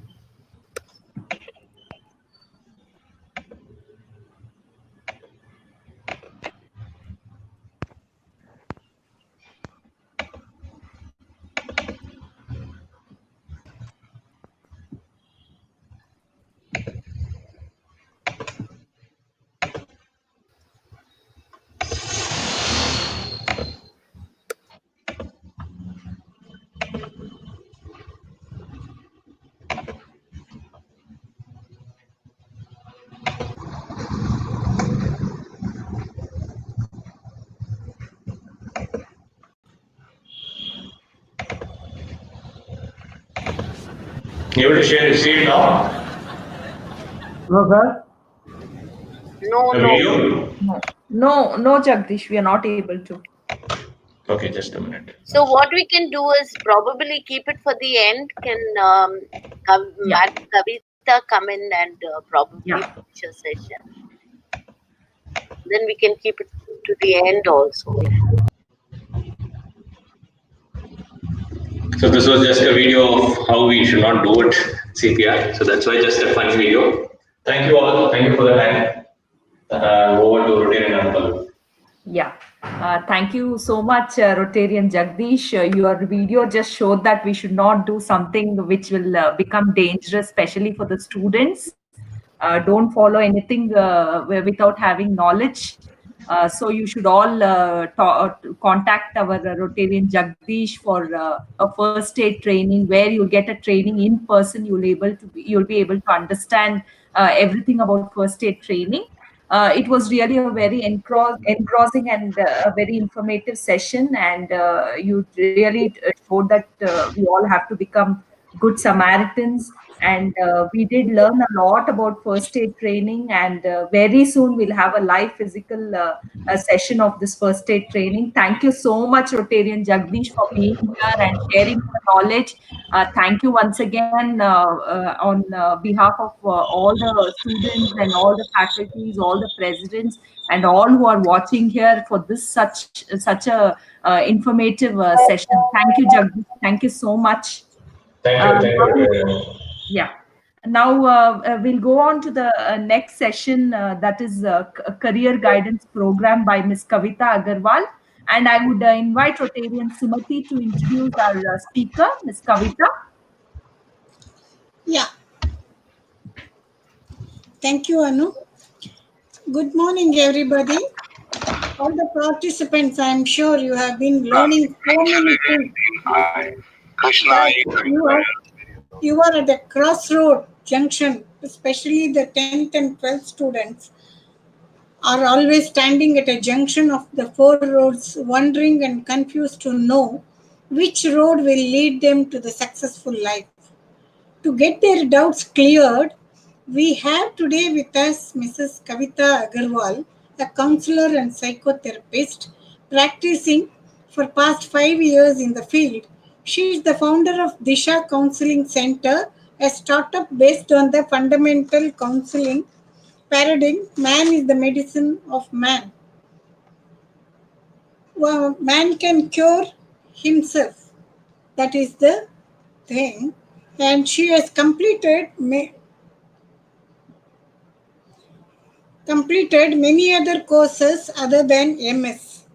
Whether a big or small choice matters. We are sum of all choices we make in life.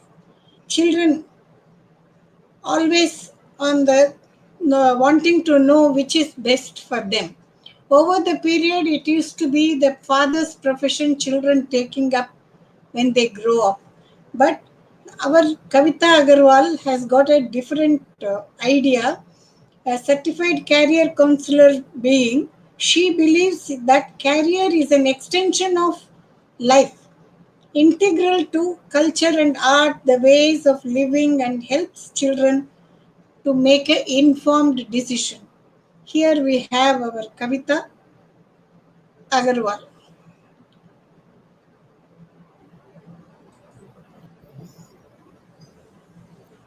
Thank you, Sumati ma'am, for introducing and providing me this platform to talk about my profession, career counseling.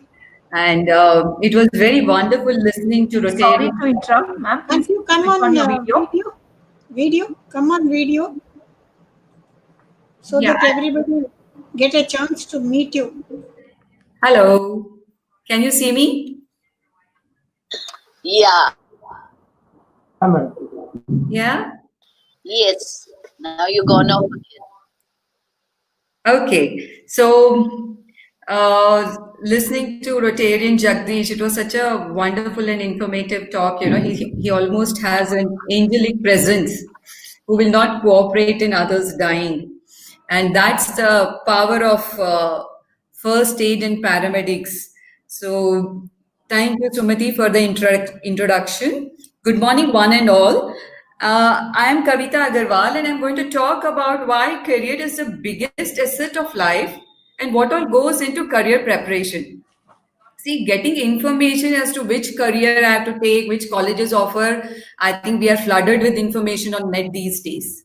But what's important, when students and parents walk into my office, they walk with confusion and they walk back with clarity. And that's my USP. And we're going to talk about what leads to that clarity. So ready, each one of you. So let me get to my presentation. Okay, so I say screen share and entire screen.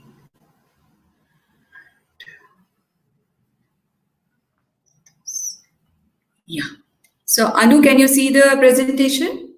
Can you see the slides? No, ma'am. Please share your screen. Screen, I did that. Okay. Let's share okay. Entire screen.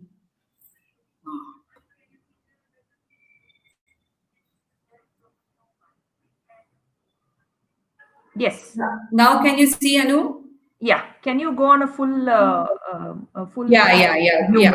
1 minute. Yeah, that's yes, it? yes. Super. Yes. Go ahead. Yeah. Okay.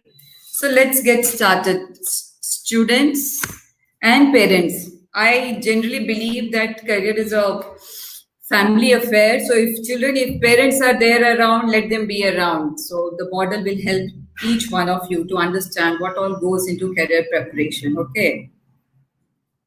So this is a very important and informative clip that I got from Times of India 2017, and it was so informative that I just cut it and laminated and put it in my office. It says that, would you be surprised if I told you that your career is your biggest financial asset? Surprised? It's not gold. It's not real estate, stocks or bonds. Your career is your biggest asset. Whether you are an executive, athlete, or artist, how well you do in a chosen career will decide how much wealth you create in your working life for retirement. So, if you see, 4 people start at the same salary, that is 20,000 per annum and per month, and you can see the varied levels they reach across in 30 years from 1.7 crore to 29.5 crores. That's the wealth they amass. But you see, each one started at the ground level of 20,000. So what's the difference? Why this difference? It is because career is not a linear path, it's a spiral path. And the more you invest in your career, you grow. What does that mean? It means honing your skills and aptitude and your personality, putting all that back in your career. So suppose you're there at the same moment, you have done your engineering, and after 5-6 years of working, you feel you're stagnated. So what you do is you enhance and upgrade by taking another degree and then march ahead. So the more you invest in your career, the more is your growth, right? So we'll get down to basics and see, what does career mean to you? If I ask, what does career mean to you? Each one of you will come with a different response. And I will share my experiences. Take some few moments and think, what does career mean to you? I'm sure each one of you will come with a unique, different. Live streaming is on. Yeah, please go ahead, ma'am. Okay. So what does career mean to you? Take few seconds and reflect on this question. I'm sure each one of you will come with a unique response of what career means to you. Students who come to me, I will share their responses, and probably, you will say, yeah, this is what I thought. So some will tell me, career for me is satisfaction. Some will say career means happiness. Some will say career means what my mother and father will tell me to do.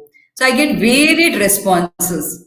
And I quietly listen to that and I ask them, okay, I'll give you everything. I'll give you happiness. I will give you, satisfaction, everything you will have. But then what? Is that all you want from career? And then their bells start ringing, so yeah, money. So the bottom line is we need careers for our livelihood. That's what careers are for, livelihood. So Oxford Dictionary defines career as one's progress or advancement through life, especially profession, related only to working aspects of an individual. So you have a career woman, man, this is one definition. Another definition which students will relate to in today's times is career is used to describe an occupation or profession that usually involves a training or formal education and leads to an occupation. So maybe you have career in law, you have career in medicine, career in engineering. So you know that if you have to do engineering, you have to take science, you have to clear your entrance, get in an engineering college, take 4 years of training, and then you become an engineer. That's where the employability will start.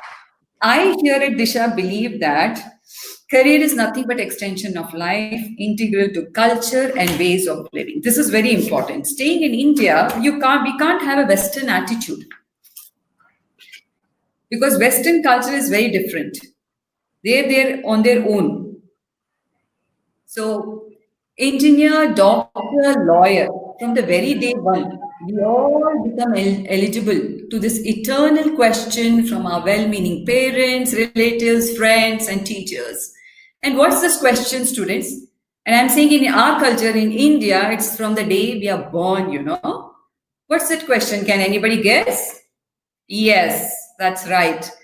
They start asking the toddler, what do you want to become when you grow up? As if the toddler knows, what he wants to become when he grows up. And I'm also seeing this question haunts even my husband to be retiring, and they ask him, what are you going to do? Looks like culturally, we never get exhausted of doing, we need to keep doing something. There's no permission to relax in our culture. And how are these decisions made? How do you choose subjects? How do you choose professions? Parental wishes? Academic scores? Coin toss? Peer choices? Astrological predictions? I do have clients. I did have clients here, right? Who came from that choice. Your unique interests. Now, predominantly in India, careers are chosen with this parental wishes. Now, if this is missing, then you go to peer choices. Okay, my friend is taking this, so I'll pick up this and I'll choose this career. That's how we do, right? My own daughter, when she was doing engineering, I think 10, 12 years ago, I think she was doing engineering because I told her to do.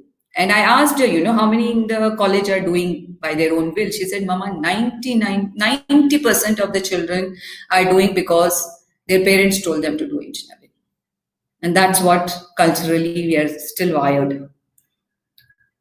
This is a very interesting bell curve which says that only 2% take informed career decisions. You can see very clear decision. Now rest, 84% have varying levels of confusion because one, we don't know beyond traditional careers, engineer, doctor, lawyer, or if we know, we are confused for choice. That's where we are. And that's why going to a career counselor helps getting your clarity. This is a very interesting culture-specific model because in India, marriage and culture decisions are still family affair and not individual. This is a very well-researched model and interpreted within valid theoretical framework. It is diverse, it is in sync with ever-changing labor market. It's an effective model because it considers socioeconomic status, socio-cultural status and beliefs, sources, psychological resources, and educational factors. So we will see now what all goes. So these are the factors that goes in career preparation. We'll take individually each component and see how it helps in your decision making or understanding, right? So can you work all alone on an island? Is it possible? No, right? If you are talented and if you manufacture a product, you would need a market and you would need people to whom you would sell, right? So work occurs in a social context. And how is the social context guided? The social context is guided by thoughts, beliefs, ideas prevalent in that culture or society that becomes a habit and guides the individual's behavior. So you'll understand this better with an example. So in my community, in my culture or community where I live, girls are not supposed to work. So 30 years ago, and we are three sisters. All three of us are very good in academics, but my dad always used to say, no, you guys have to be a homemaker. No careers for you. Now, see, where is this belief coming from? This belief is coming from because it was handed over by generations and parents to him that girls don't work. They are just homemakers. So, though we were brilliant in studies, but he never, all my friends today I think IIT, IIM, they are all in US settled, but my dad never encouraged me. So you see how that belief acted and it manifested in three of us not having careers. Now, fortunately or unfortunately, all three of us have again daughters.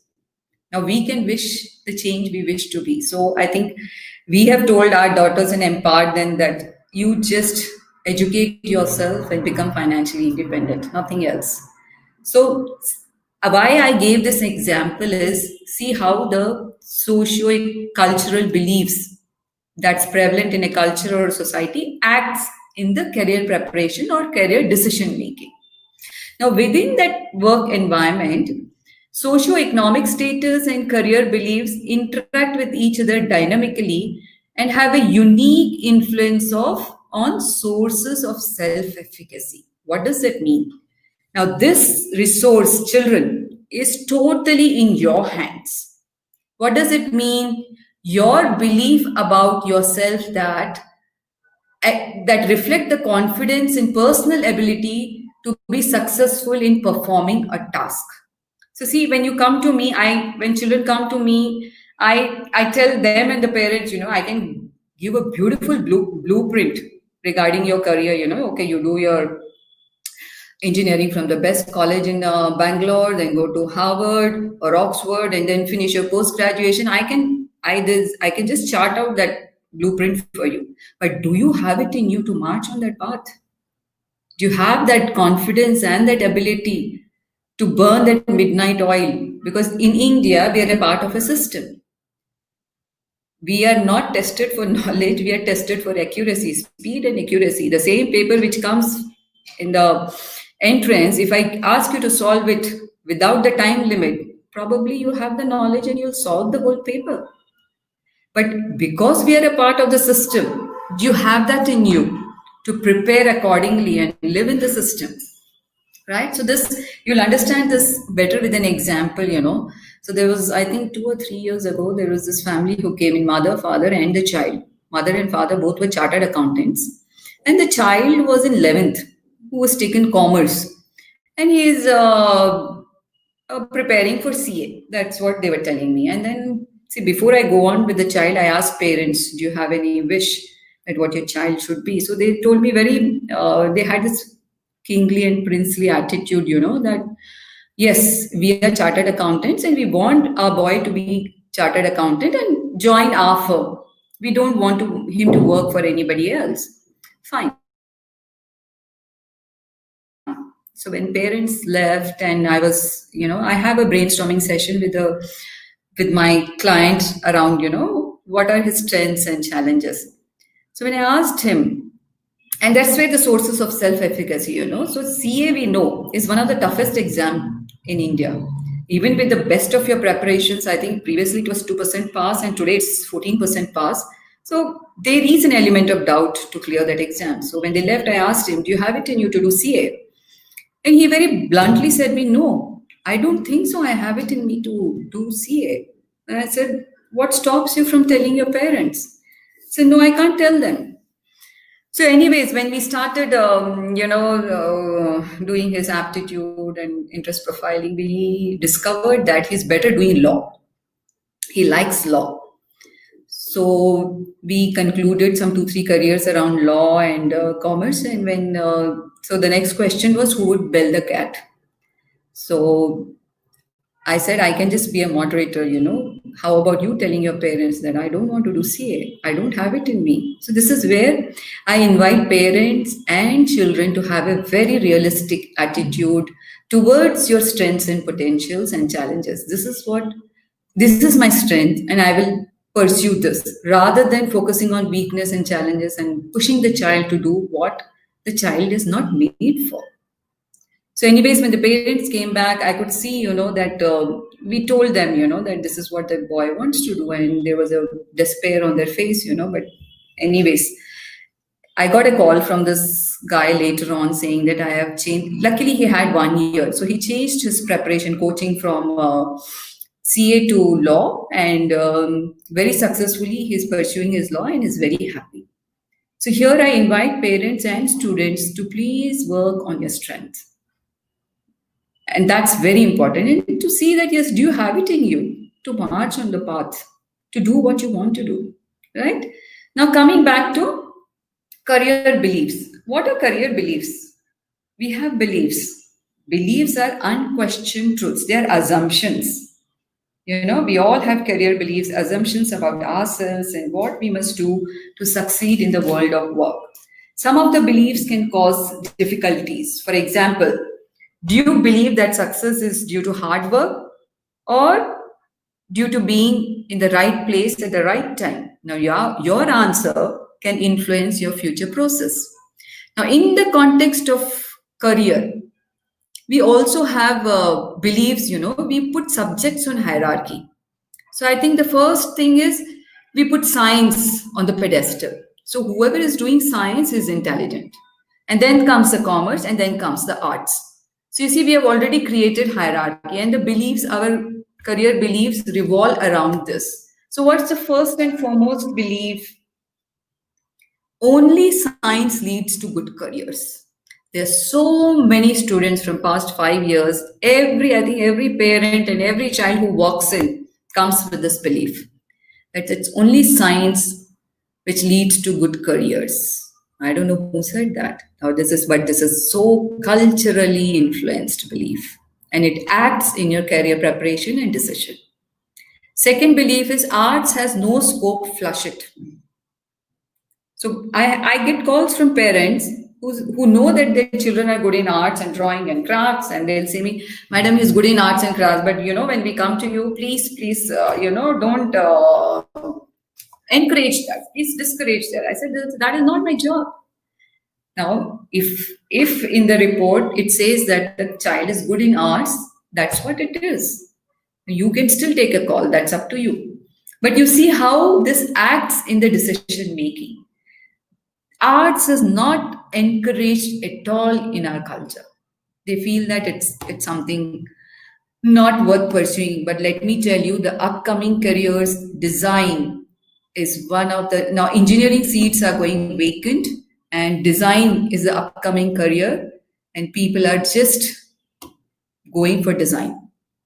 So this is one belief that acts in your career preparation or decision making.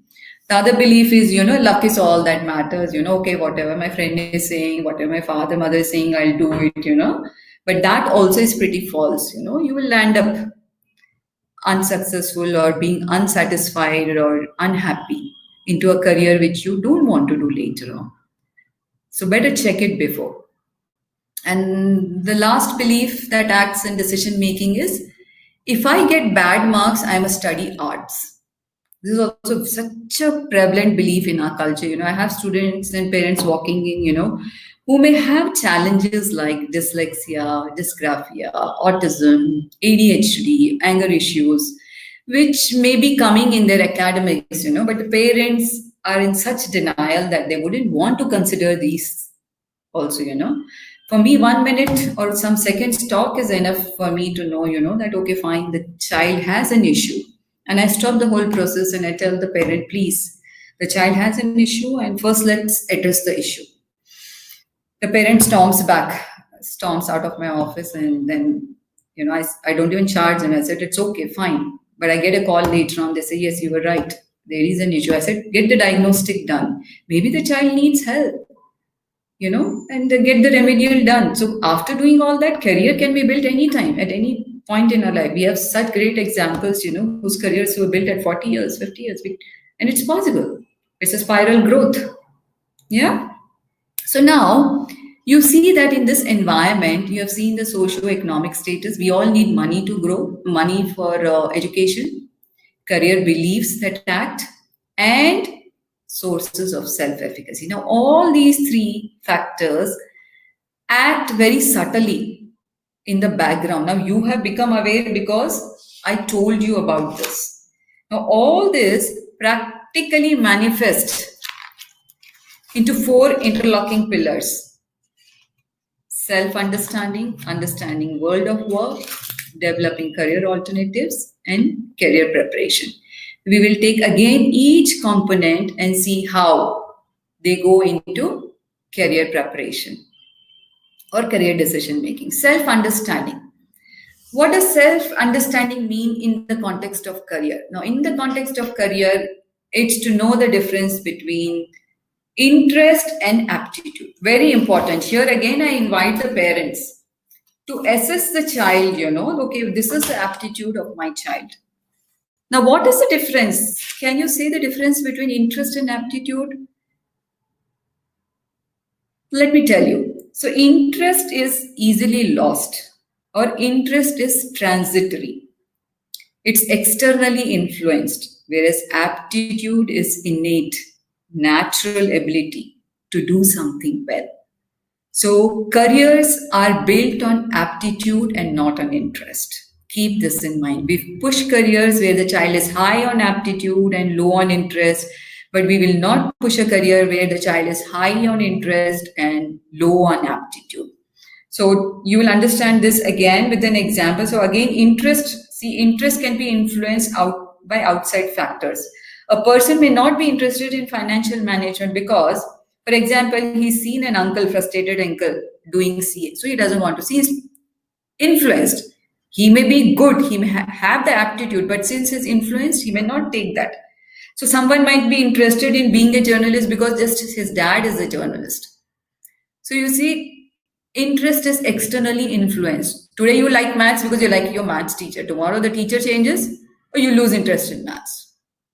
So to understand the difference between interest and aptitude, very, very important fundamentally. So here again, I think 3-4 years ago, there was a child after 12th. I think they came very late to me in June. By June, we know that all admissions are over.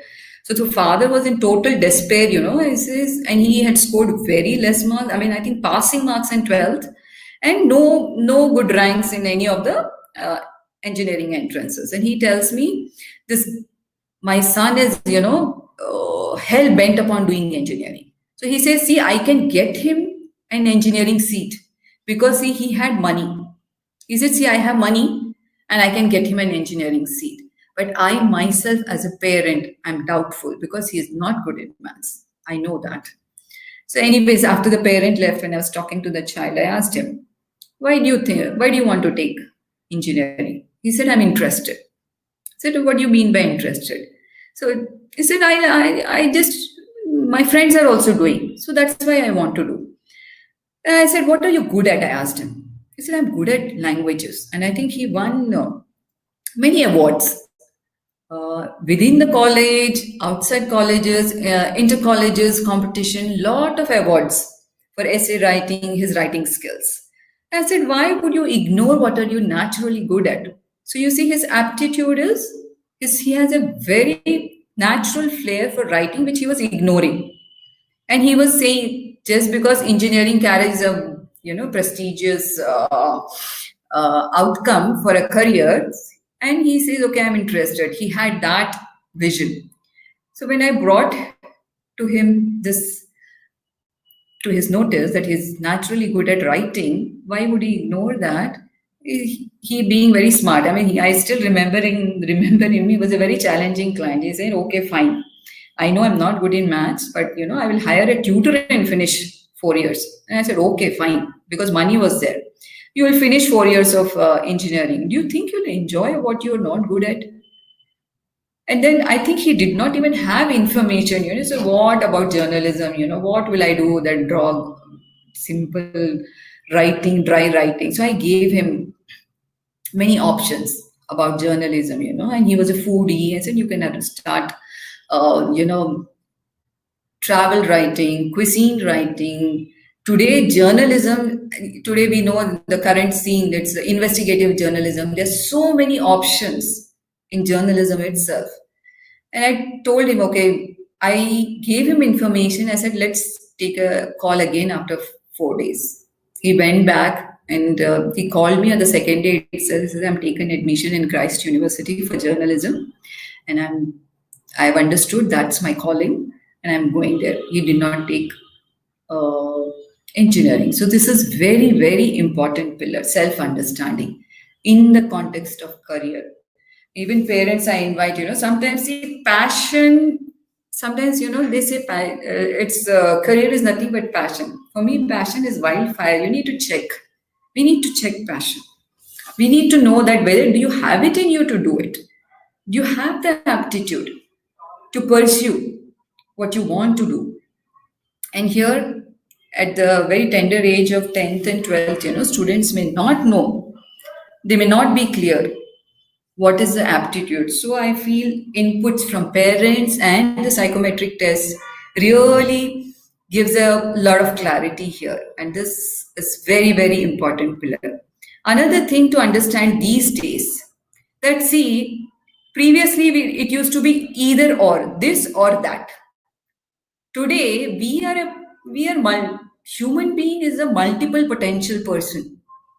We have a primary potential and secondary potential. So let your career be with your aptitude. Let your career be with your aptitude because it comes naturally.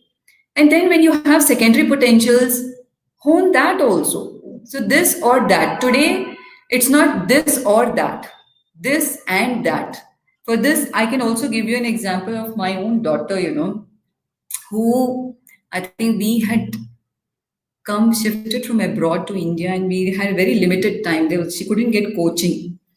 And when I asked her, what do you want to become? She said me that I would want to become a choreographer. I also had a crash landing because I had certain career beliefs. Oh my God, what will she do by becoming a choreographer? No ways. That was my belief at that time, 10, 12 years ago.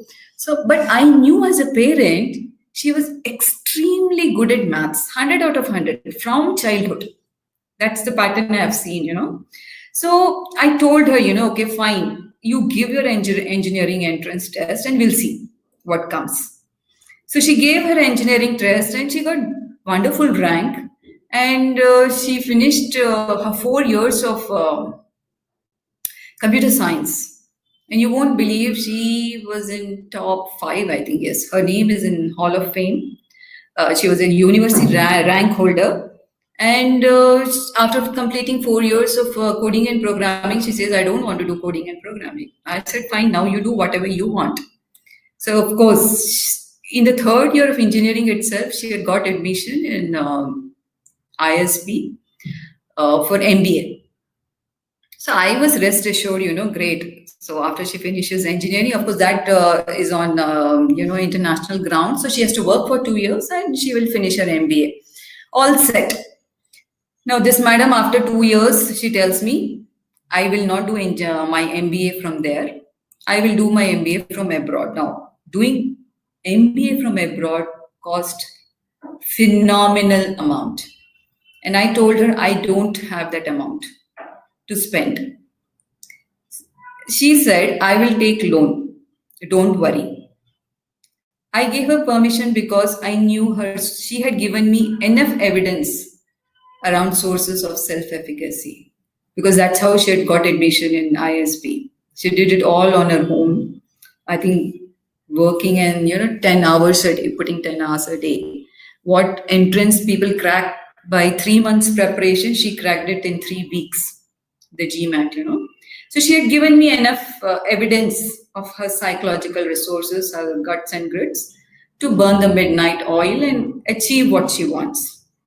I gave her the permission. I think we spent 1 more year, and she worked hard again, and she is the youngest student to get into Oxford. All Ivy League universities take not minimum 6 to 7 years. I think she got, with just 3 years of experience, she got into the university. Now, why did I give this example? This example again, see, her career was built on her aptitude, maths. But she did totally different. She went on to do her MBA there, and dance. That's where when children come and tell me, my children are interested in photography, sports, cricket, music, I tell them, please do not stop that. Let the child pursue that also, so that it can become this and that. So 5 years, 5 days, 6 days they work, and the next 2 days she has a dance studio, and she enjoys it. I think in engineering time, I think she learned all the dance forms, right, from Attakalari to salsa, and I mean, you name it, she knows it. And she got a medal for Oxford for salsa.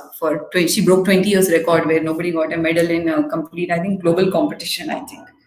So things pay off. Let's not restrict our students saying that only academics. Let them pursue their interest also. It will pay off some other time. And today, since we are persons of multiple potential, today she is now pursuing, I think now she's doing, after doing strategy management in Amazon, now she's trying her stints with coaching.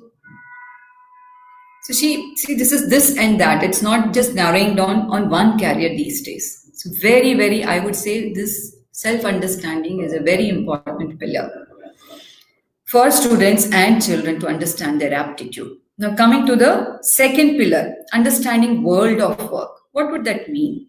So if I give you, a bouquet of 10 roses, you also know, I also know, many more roses exist, many more colors exist. But you will make a choice only from the colors that I have given you. So if I take this analogy, career decisions are often related to careers that the young person has heard about or know about. So here I invite, children to be expansive and read this Times of India Monday, Education Times, Education Supplement. Wealth of knowledge you will get. And it tells you, what are the current new upcoming careers, which universities are giving. So it's to, become expansive and read about this new upcoming careers, and to know about new careers, understand career paths, eligibility criteria for entry into courses, difference between degree, diploma, exposure to functioning of world of work, work ethics, all this information. So get expansive so that it helps you take an informed career decision, right? So this pillar also is very important. Also because, see, if you see 65% of the jobs were not defined, are not defined today. 20 years ago, I did not know that the whole world is going to go virtual. Sitting here in India, I can work for an American company. That's how it is. And the other research which says is that 45% of the current jobs are going to go redundant because of artificial intelligence. So it's good to, get expansive and know what are the new careers, upcoming careers that are coming. Right? This is the second pillar. Going to the third pillar, developing career alternatives. Now, this is also very, very important. Many a times, we have this narrow bandwidth, and we keep all our eggs in one basket and prepare just for one outcome.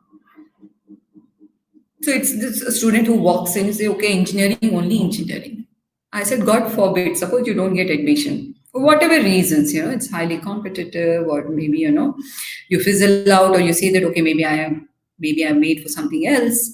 So in those times, see, in life also, if plan A doesn't work, we are prepared for plan B, plan C. Similarly, when people who walk into my office, I always tell them, chart at least 2 to 3 careers for them.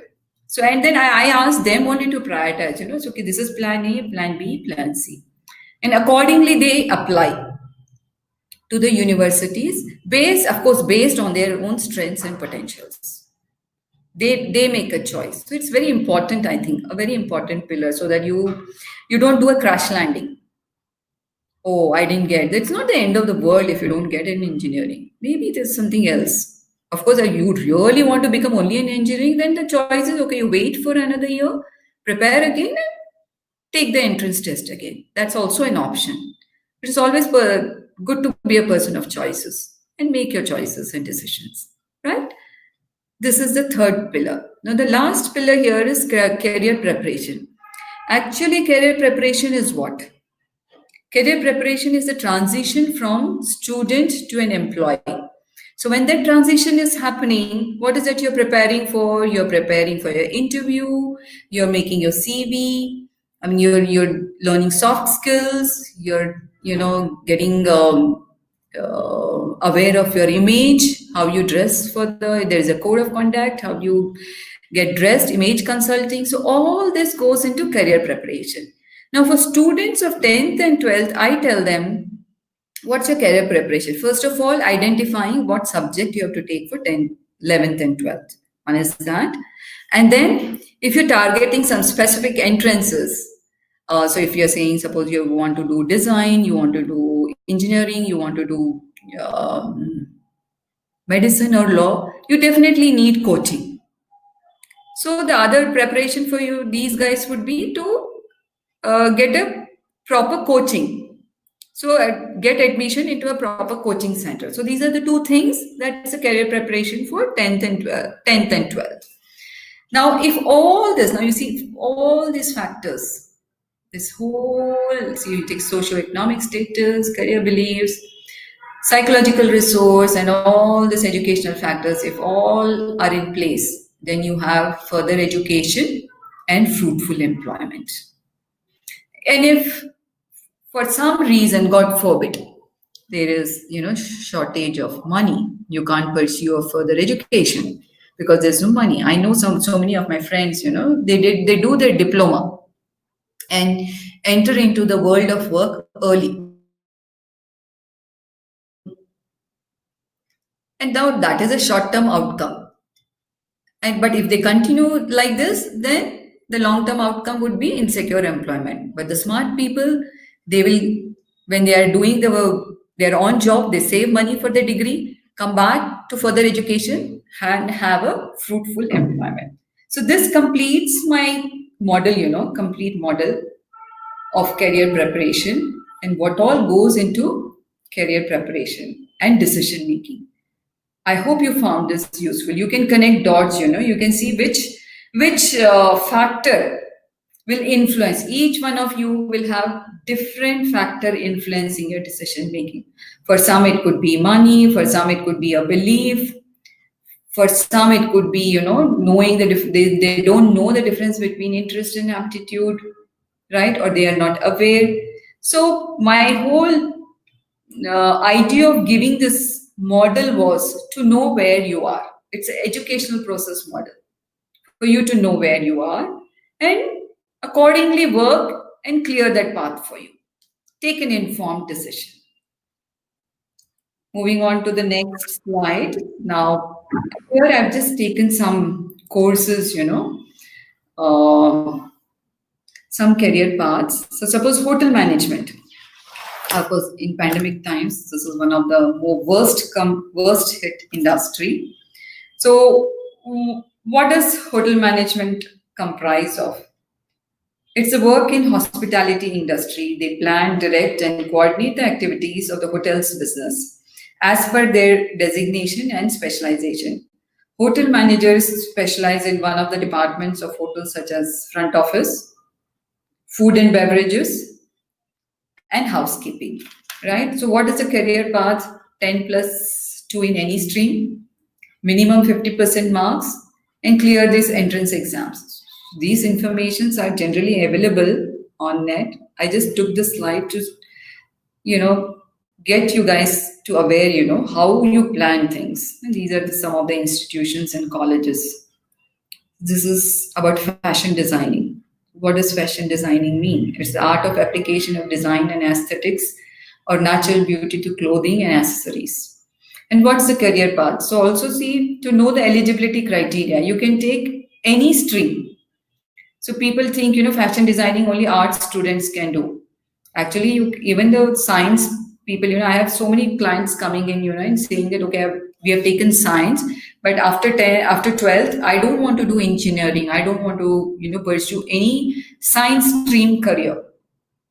So good for them. The only plus point people who take careers, who choose science, is that they have eligibility criteria for all other career options. So they also can pursue fashion designing. And so these are some of the institutes here. The scopes and benefits of doing fashion course. One can get employment in export house, manufacturing industry, government, semi-government, handlooms. One can start their own venture of opening a boutique or a tailoring shop.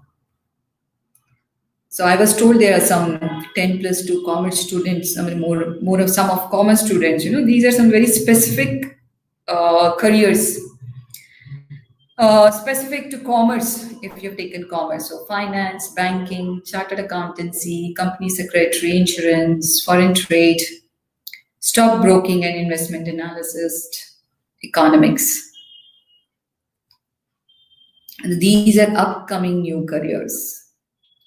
In the times of pandemic, these are the most upcoming new careers: data scientist, actuary science, app developer, artificial intelligence, web development and design, de-addiction specialist, and this whole field is about counseling, psychotherapy, and de-addiction. Addiction. These days even children come for addiction from cells, mobile phones. Information security analyst, biomedical engineering, alternative energy consultant. And if I could go by what our esteemed speakers spoke yesterday, there were so many, they gave, so many new career options to be taken, So I think there was a panelist who spoke on YouTube. There was somebody who spoke on podcasting, paramedics, energy, radio frequency, robotics. These are all upcoming new fields. I think yesterday our panelists have spoken about these specializations. These are some of my recommendations, and you start early reading these books. It will help you. As I said, when I covered my First Times of India article, your career is the biggest financial investment in your life. And to make that investment right, I think it's good to read these books. So, A Leader Without a Title, Robin Sharma, wonderful book, which says, you are the leader. And you can be your own leader. You don't need somebody to keep guiding you every time. Second one is Delivering Happiness, Zappos by Tony C. This is Bangalore being a hub of startups. Yeah. So it really speaks very well about what goes into startups and how startups evolved and how you can also start your own startup. And Never Eat Alone by Keith Ferrazzi is again a book on networking and connecting with people. With small gestures also can show you, how to connect and start networking. Very important in today's world. Rich Dad Poor Dad is also one of the basic understanding about finances, I believe. And they say that you can learn to finance your own money and let your money grow for yourself. Let money earn your money for you. Very, very beautiful book. Loads of lessons to be learned from this book. The earlier you start, you become more expansive. And I think this documentary, 1 week a job, is also wonderful. How this person kept on shifting jobs before he decided which job or career works for him. Very explorative. And of course, talk and interact with people in the industry. LinkedIn is your best friend. Taking a course online. And of course, visiting a career counselor. Very important to get your own clarity. So, reality check. Human life has become like a smartphone. You have to frequently upgrade the device and download a new version of operating system. Today, employees, even in non-tech roles, need to know technology. As for age, it is not that a 50-year-old is over the hill and can't be reskilled. Attitude and mindset matter more. This is so applicable to my own profession. I never thought. I mean, people would ask me, I knew when I joined one of the, networking profession, forum to, market my profession as a counselor. And I would always say, no, I will never go online because my profession is face to face. And I would miss out on non-verbals so much. And I was compelled to take this digital medium as my platform and reinvent myself. Of course, as it says, I downloaded this version of new operating system, and you're challenging my beliefs and saying that, okay, fine, even I need to be tech savvy to, upgrade and enhance and again get rolling with my profession.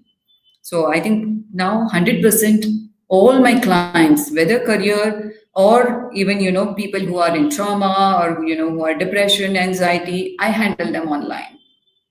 I mean, there's no denying, that I think what we need today is permanent learner's license in today's, even pandemic has shown this, if there's one thing, gone are the days when going to college and marriage was a one-time life event. Today we have to keep upgrading and honing our skills. I think every year, every 6 months, the way things are changing, how technology becomes redundant every 1 year or 6 months, we have to keep upgrading ourselves. And for that, what we need is permanent learner's license. And with this, I come to the end of my presentation and I'm open to question and answers. Over to Anu or Sumit. Thank you so much. Thank you so much, Kavita madam. It was a thought-provoking session. And really nice to know, your personal experiences with students. Just really thought-provoking. Now, I request anybody who wants to ask any questions are most welcome. And Ms. Kavita, I would like to say your session has really gone viral with so many questions. But I think we'll have to only choose few questions. I'm sure, Valerie, do we have a question from your end? Yeah, definitely. First of all, let me thank Kavita ma'am for such a fantastic, very clear and so nicely explained session which we had today. It has been excellent, ma'am. Thank you for such a beautiful session. So I Ma'am, don't can know we, how. sorry, Valerie, 1 minute. Ma'am, can you please stop sharing your screen? Okay, Yeah. okay. Yeah, go ahead, Valerie. Yeah, so it was an excellent session, ma'am, and thank you so much for that. Really, I didn't move off from here even for a second, to be very honest with you. It was so engrossing, so engrossing. Thank you so much for that. Now, one thing I would like to find out is I myself, in fact, my daughter is quite young and she's trying to go abroad also, as like any other young student who would want to be going abroad. So she wanted to know actually. Uh, she is now with this pandemic and all that. We are not sending her actually. We're really scared. So we are trying for online courses. She doesn't want to, stop just there. So a question is it advisable to take any online courses? And will it be recognized by the universities abroad or even over here in India for any jobs as such by the job givers? Will it be recognized? Now, these courses like the courses which you get, which are available online in Coursera, yeah. Ma'am, you are muted. You're muted. Unmute yourself. Yeah. Yeah. So, Valerie, to answer your question, for Coursera courses are definitely recognized. Okay. Online courses. My own daughter, I'll give you an example. So the Christ University, because she's doing hotel management, the younger one. So they have to do this practical assignments for 2 months, by being an intern at hotel. So they couldn't do that this year because of the pandemic. She was asked to do 5 Coursera courses, and the university is recognizing it. So Coursera, Udemy courses, these are all recognized, definitely. I can't hear you. Valerie, unmute yourself. I can't hear you well. Yeah, sorry for that. So, in management, okay, if she's going to do a MBA kind of, what are the courses which she would look for? So MBA has many specializations. It could be finance, it could be marketing, today it could be hospitality. We have ranges of specialization. Hospital MBA is there, hospitality MBA is there. So what here during the pandemic time, see, there is a loss of experience. See, even if you take admission abroad, see, after spending so much amount, if you don't have that campus experience, I would say hold on. Okay. Just hold on, so that, see, what matters is the experience also, why lose on the experience? Good. So my take here would be take the admission, and if you can defer it for a year, till the whole situation, normalizes. Absolutely. Should be good, there's no point otherwise. But then doing this Coursera courses helps. Okay. Thank you so much, ma'am, for that. Now, another question which someone has asked here is, what is your take on the new NEP, new educational policy? Okay, new educational policy, interesting. It has to be, it's just been announced, right? We still need to know how it's going to manifest and how Indians are going to take it. So right now we have data only because this is a model which the West follows, and we have taken it. Yeah. So we still have to see how this will manifest. I definitely, personally, if you ask me, it's a very nice model. Okay. Because it gives you to be expansive, you can take maths and philosophy, both you can take, otherwise, because we are a part of a system and the system does not allow these kind of combinations, and the child gets restricted. So we'll have to see how this pans out. Personally, it's a very enriching policy. We'll have to see how it unfolds and manifests. Yeah, that's true. Thank you so much for that. Can I take a few more questions, Ritika, if you don't mind it?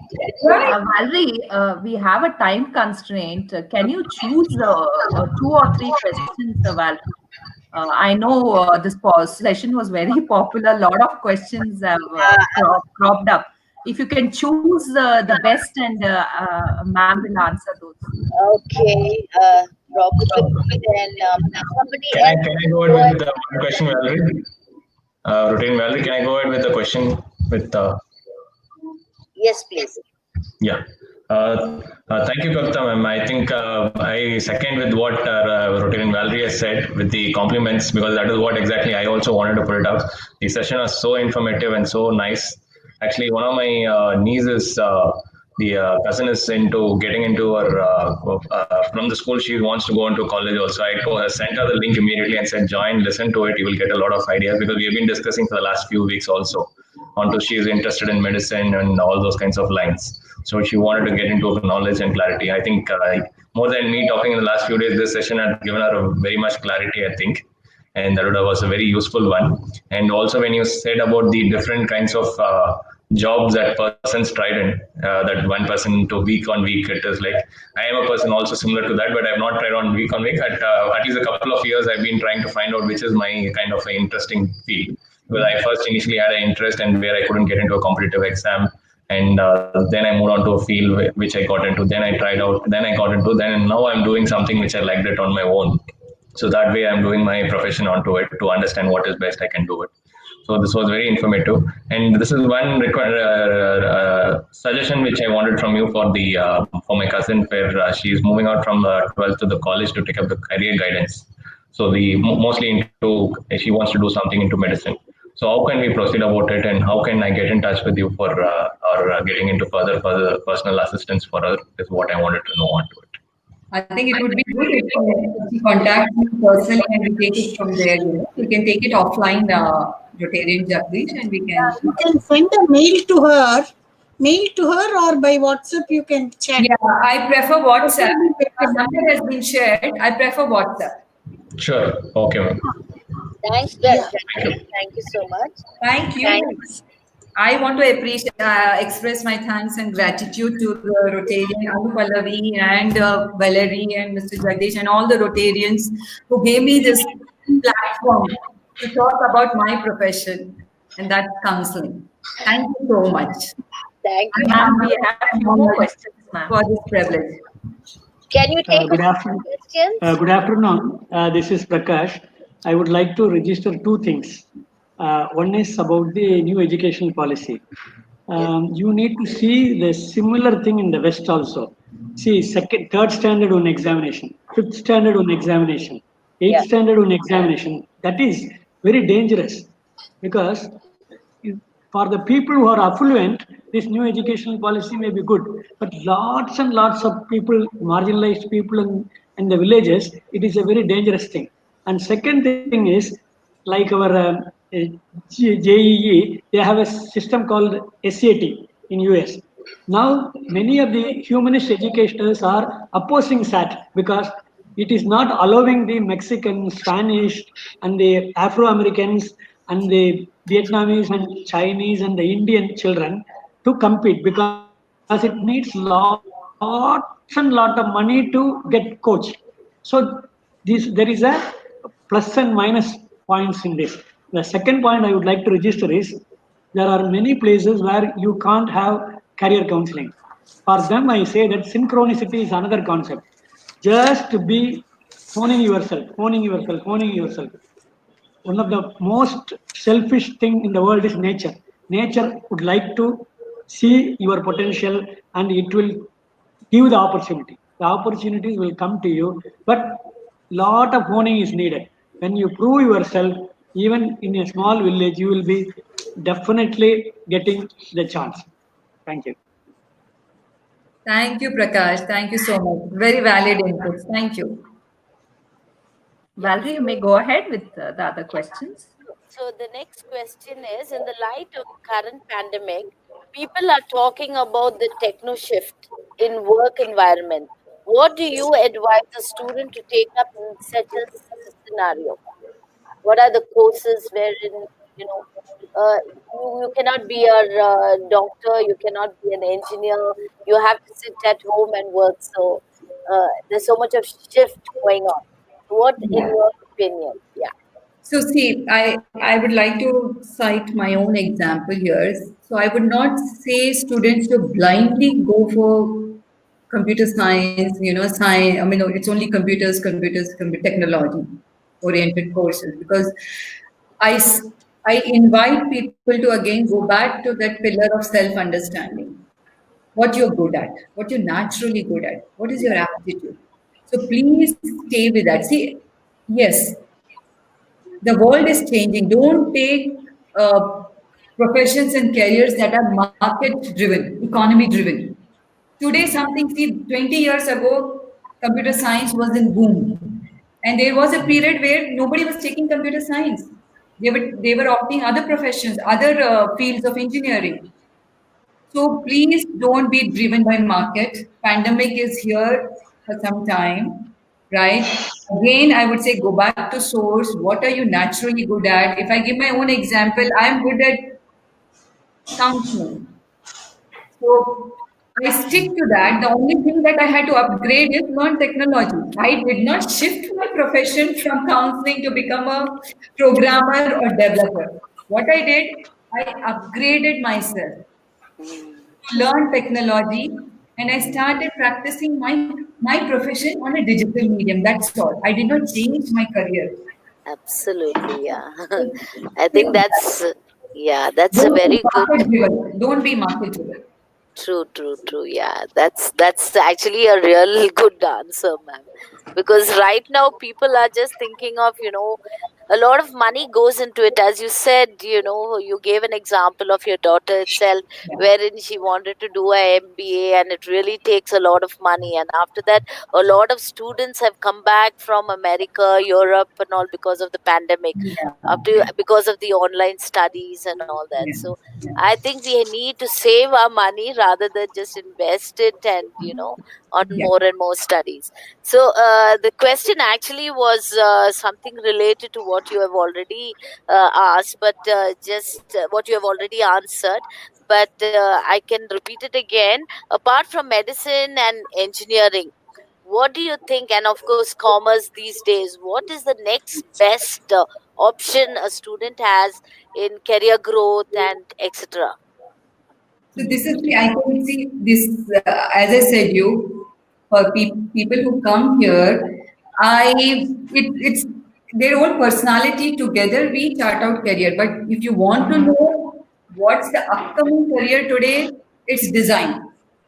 Your day starts with design, right? It's all about design, right? From the bottle you drink water to your mobile. The first thing you look into the morning is design. So everything in life today is all about design. And to understand that, see, design people have an idea that it's only fashion designing, but design is divided into three categories: industrial design, communication design, and fashion design. In industrial design, we have product design, automobile design, furniture, and interior design. There's some disturbance. Yeah. Now, communication design. We have graphic design, film and video communication, animation, UI, UX, IT design. Very popular, UI, UX, IT design. App developers. And of course, in fashion designing, we have apparel and textile. Artificial intelligence is one more thing which is upcoming. So these are the two things which I feel, will take the future. My actually thank you so much for that. Again, is it's again a big it's actually, as you said, it is really upcoming. Design is actually upcoming, and my question also was related to artificial intelligence. So in India, everyone want to become either doctors or engineers. Now they are, like, into artificial artificial intelligence. So have you been getting a lot of children who are actually coming there and telling you, is artificial intelligence there, and where are the colleges that give this particular course as such? Honestly, Valerie, no. India is still in a nascent stage. Okay, thank you. Our So that colleges, was our colleges need to upgrade and have, bring this into the curriculum. Of course, robotics has started in, eighth. I think there is a competition being held worldwide, globally, but it started. We are still in the nascent stage here. okay. Thank you so much, ma'am. I think those were the main. Okay, one more question was asked. what is the process for a student to undergo or apply if he or she wants to go abroad for getting a UG or PG courses? Any process? What is the process? How do they go about it? See, the process is very standard. If you want to go for UG, it is the SAT 1. You have to clear SAT 1 and 2. And if you have to go for post-graduating courses, then it is, if you are going for engineering, it is GRE. And if you're going for GMAT, I mean, MBA and all, it is GMAT. I think some universities are offering even on GMAT basis, GRE basis, MBA and all. These days they have become little flexible. So that's where it is. This information is available online. Absolutely, yeah, absolutely. So thank you, ma'am. Thanks so much. These are the main for this time, your session, and I would request that you leave in your telephone number, your even on YouTube, on the chat, whatever, and definitely a lot of people want to get in touch with you. So we'll definitely get in touch with you and request that maybe sometime, even in our Rotary clubs in Bangalore, if you could come online like this and give some counseling to our Rotractors and interact specially.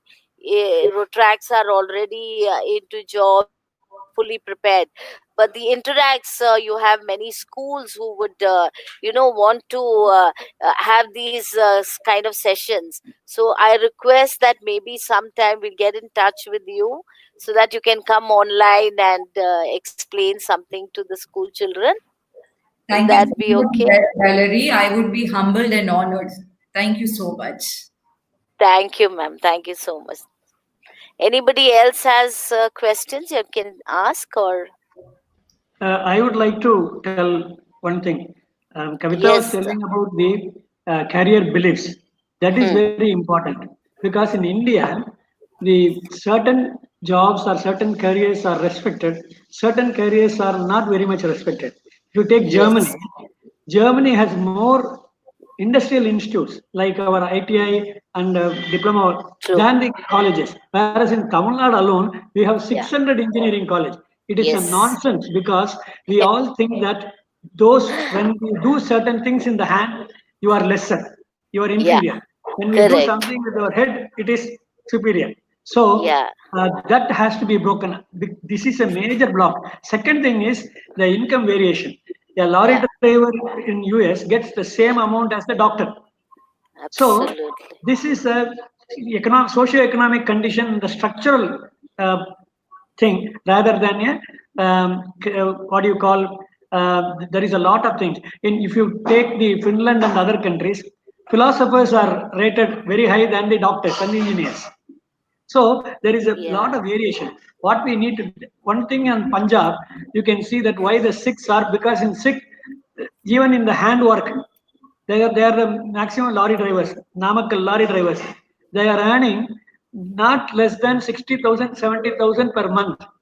That same salary as a uh, what do you call software engineers. So they have the self worth, whereas the Yeah. society looks them down. Okay. True, true, true, sir. That is why I was also saying, India, everyone want to become either doctors or engineers. In fact, I know of an incident where a child was so embarrassed that the father went to Chennai and he came back and he said that I was in a group of friends and all their kids were all engineers and you have taken up this course, a course related to arts. So he was feeling so bad, and the little girl is actually so good in her own writing skills, reading skills, and things like that, and she was feeling very, very bad about it. So I think Chennai has to change because you have the most number of engineers over there. So One more thing I would like to tell. I used to meet Japanese builders who come to speak to Tikkuri. They were uh, specialized in building toilets for the railway stations and airports. And I was asking, they told that, will you do it? They told that we will never do it in India because you consider toilet as the most inferior thing. You come and see our toilets. They are 3-star hotel rooms or 5-star hotel rooms, and you consider a person who is looking after the toilet as inferior. So unless you change this, we will never build. And if we build also, within a month you will make it the most dirtiest place. So even toilet management is one of the very good thing. If you True, go true, see true. the bus stand, bus stops, toilets, it is horrible. We can do it, but we have a mindset. Yeah, yeah. Dignity for labor is Yes. very important, Yes. which, in India we find so much of a racial kind of behavior with people. If you're poor, if you're rich. And I think India is a country wherein you have so much of talent and so much of Yes. varied kind of things where you can do. And I think kids are very, very intelligent in India. So Yes. even if they go abroad, they are outshining the other children.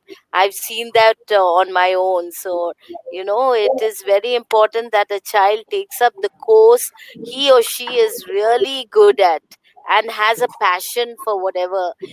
As Kavita ma'am said, I was so inspired by her example of her own daughter who is doing 5 days of working or studying and 2 days work, I mean, having her own studio, dance studio, and doing her dance there. That's so inspiring. So if for younger children to take up these kind of the passion which they have, no, not to let it die off like that, is very important. I think that was a very good example, Kavita ma'am, you have touched upon. Thank you so much for that.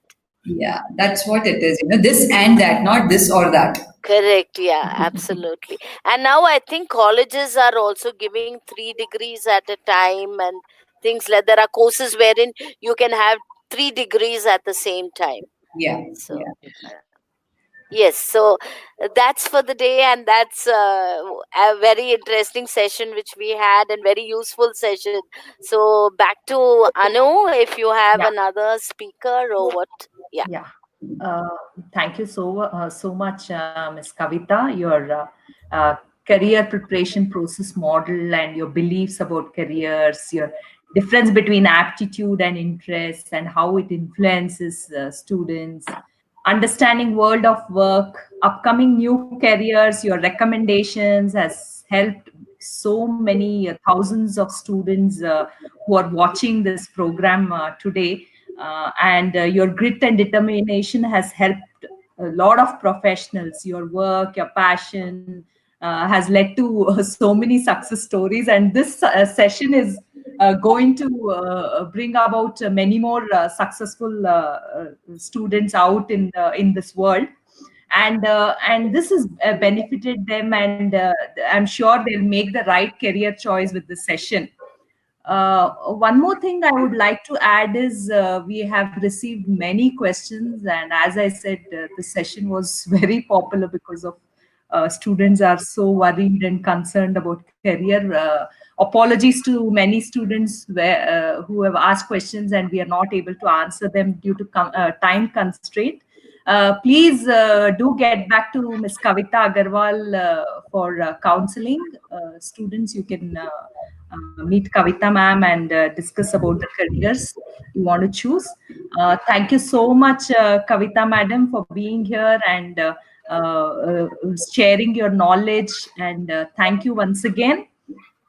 And we're looking forward to many more sessions for our Rotary clubs. Thank you once again. Now I request our own Rotarian Sumati madam to deliver the vote of thanks.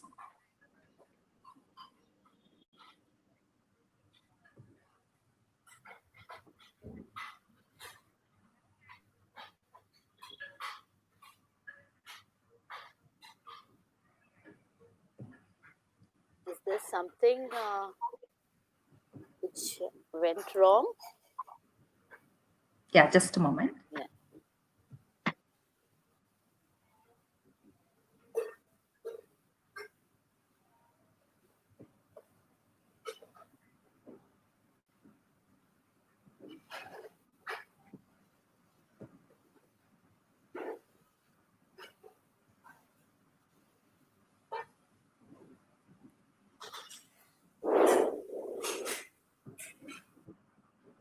Yeah, Sumati madam, please go ahead.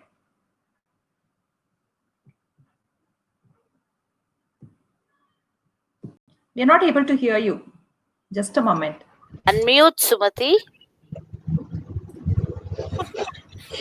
I was eagerly waiting for my chance to finish the vote of thanks, and all your arguments and important discussions was going on and on. In that, I unmuted myself again. Okay, no Okay. problem. Good noon, and I have been assigned to give a vote of thanks. So it's my proud privilege to offer vote of thanks to this august gathering of students and of different level, I should say, and the clubs of youth service, chairs, and our other presidents, Rotary presidents, and the eminent speakers. First aid is the most important subject topic, as you saw it also on the screen, the video. It helps the victim till he or she reaches the medical aid. And the counseling soft tone at the first aid, while first aid is given, soothes the person from his pain to some extent. Being a victim myself of a highway road accident, I and the help I received is really unforgettable. And naturally, that is the same case with every victim who receives first aid. So our participants should understand that and learn more on this first aid, how to give an hands-on practice. This is the right time to learn first aid. I also did it during my PU days at with St. John's Ambulance Service of Chennai. It's almost a refresher course for me. Jagdish being the sports person and perfect person to teach first aid, as while playing, players do get hurt, and the first aid is the important to every player to learn. Our youth participants, I am sure, would have definitely benefited by your talk, Jagdish. Your passion on the subject is shown well in your presentation. Thank you so much to be the part of the Speakers Bank in this multi-district Techno Art RYLA. Novel career guidance of Kavita Agarwal attracts lots of appreciations and lots of discussions too. Career, yes, it is the extension of our life, and if it happens to be our passion and done well as a profession, nothing like it.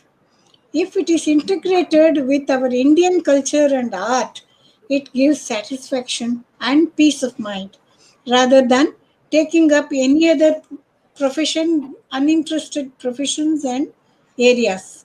Kavita Agarwal, the eminent counselor, I am sure would have definitely stole the hearts of many youths today.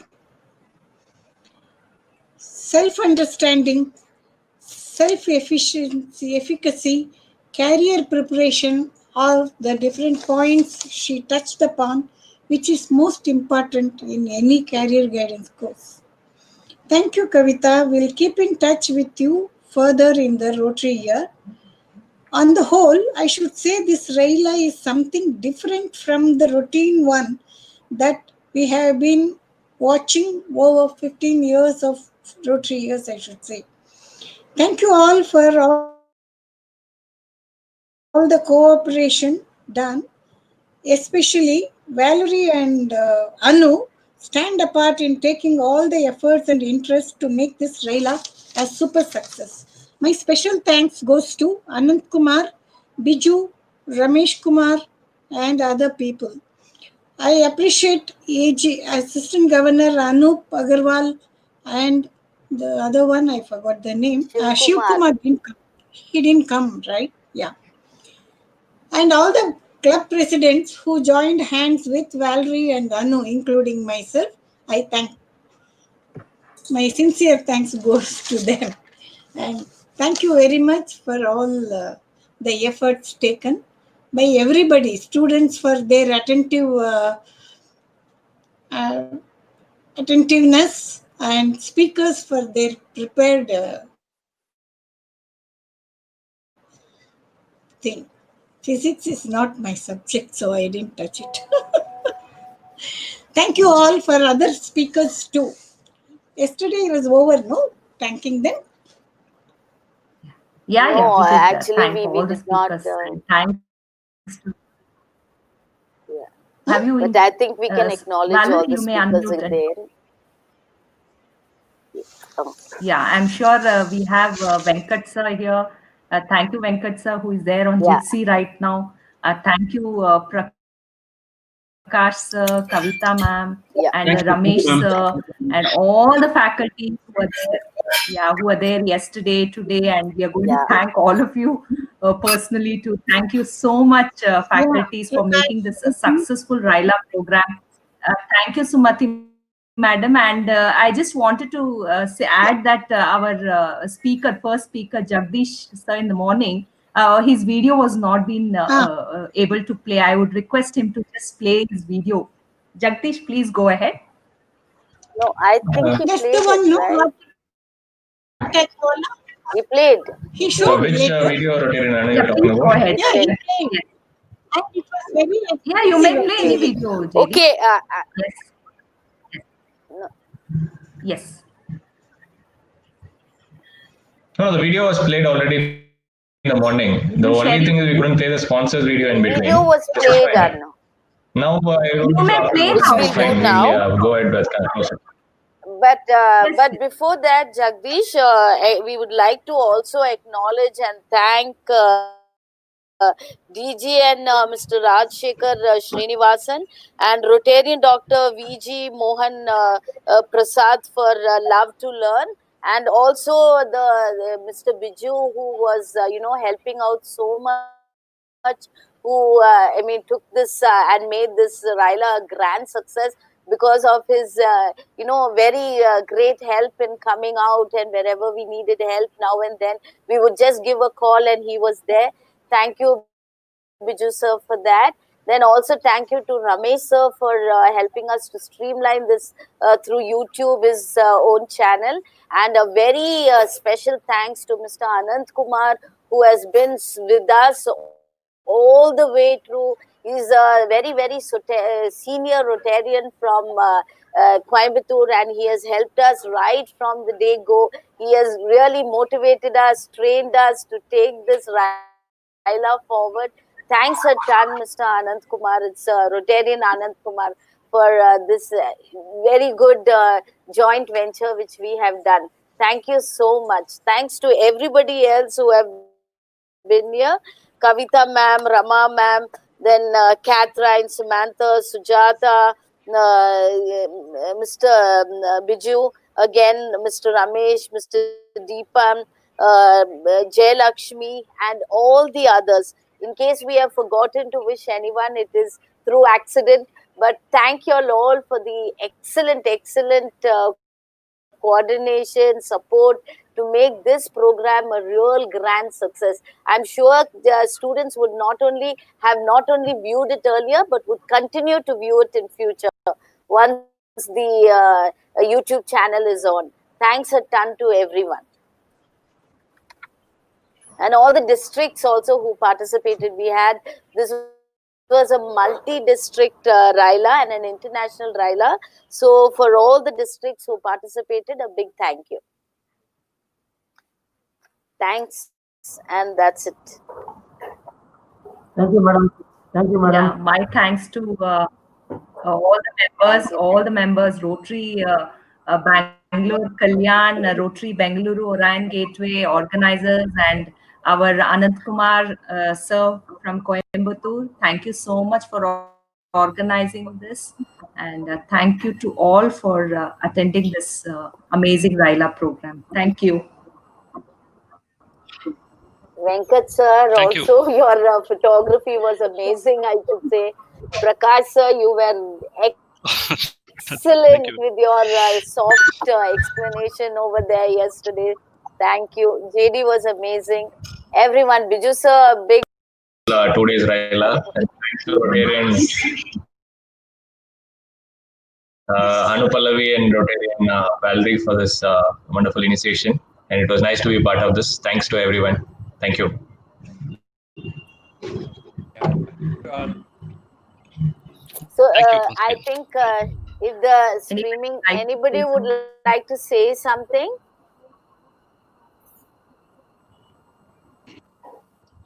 Thank you, everybody, madam.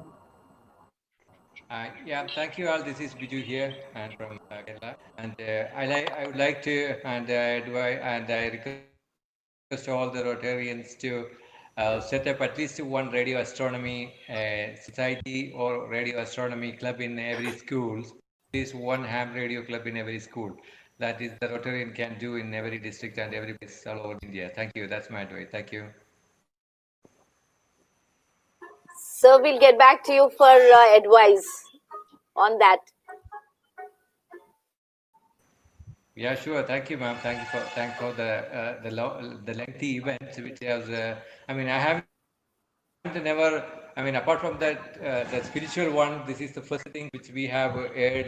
Broadcasted more than 8 hours yesterday, and this was one of the multi capability presentations which is one of the best lengthiest session which I have participated. And thank for especially for the Anupallavi who was Hello, and Sunilji. Ah, all the time as a okay, moderator, okay. and it is not an easy Sure, task thank you. to control it from one person. And my special thanks to Anupallavi to be as a mentor. As a moderator of this lengthy event. And thanks everyone, and thank you. Bye bye. Thanks. Bye bye. So do we meet up? Thank you. Is the streaming on yet? Yeah, it's on. I was, Anu, are we meeting because somebody said that, they wanted to know where we have gone wrong or where it was good or whatever it is. I think Deepan sir had asked for that. Yeah, Do yeah. we meet up in Yeah, related to that? Yeah, So yeah, we yeah. could Shall we send a stop the message live and meet streaming up now? on that. Yeah. Okay. Yeah. Yes. Yeah. Yes. We'll do. Let's do that. Yeah. Thank you so much. Thank you. Thank you. Bye. Thank you for the opportunity, and we'll meet up Bye. again. Thank you. Thank Have you. a Thank you. nice day, and we should, we Sure. should Thank meet you up so much, again. Bye Venkat bye. sir. Thank Anand sir Welcome, is ma'am. not there. So I look forward to Only further one request. programs and Only more one request. interaction with all of us. My only Sir, go request ahead. is Yes, sir. Anupallavi Request. and Valerie George can start a Anupallavi and Valerie George can start a academy. That will be a very good thing with your resources and with your commitment and with our interest to Yes, sir. contribute. It is We can actually a start good an idea. academy, virtual academy. For sure, sir. You have Absolutely, so sir. much With of Thank faith all you. of in you all us. over We there, can I do it, think sir. We it's a can do good wonders. idea. Thank you so much. Yes. And it's a good idea, sir. You can be a Thank you good so much. advisor also to us. Yes. Thank you, sir. Bye bye. Good Thank you, day sir. and have a good time. Shall we take Bye. leave? Bye. Bye. Thank you.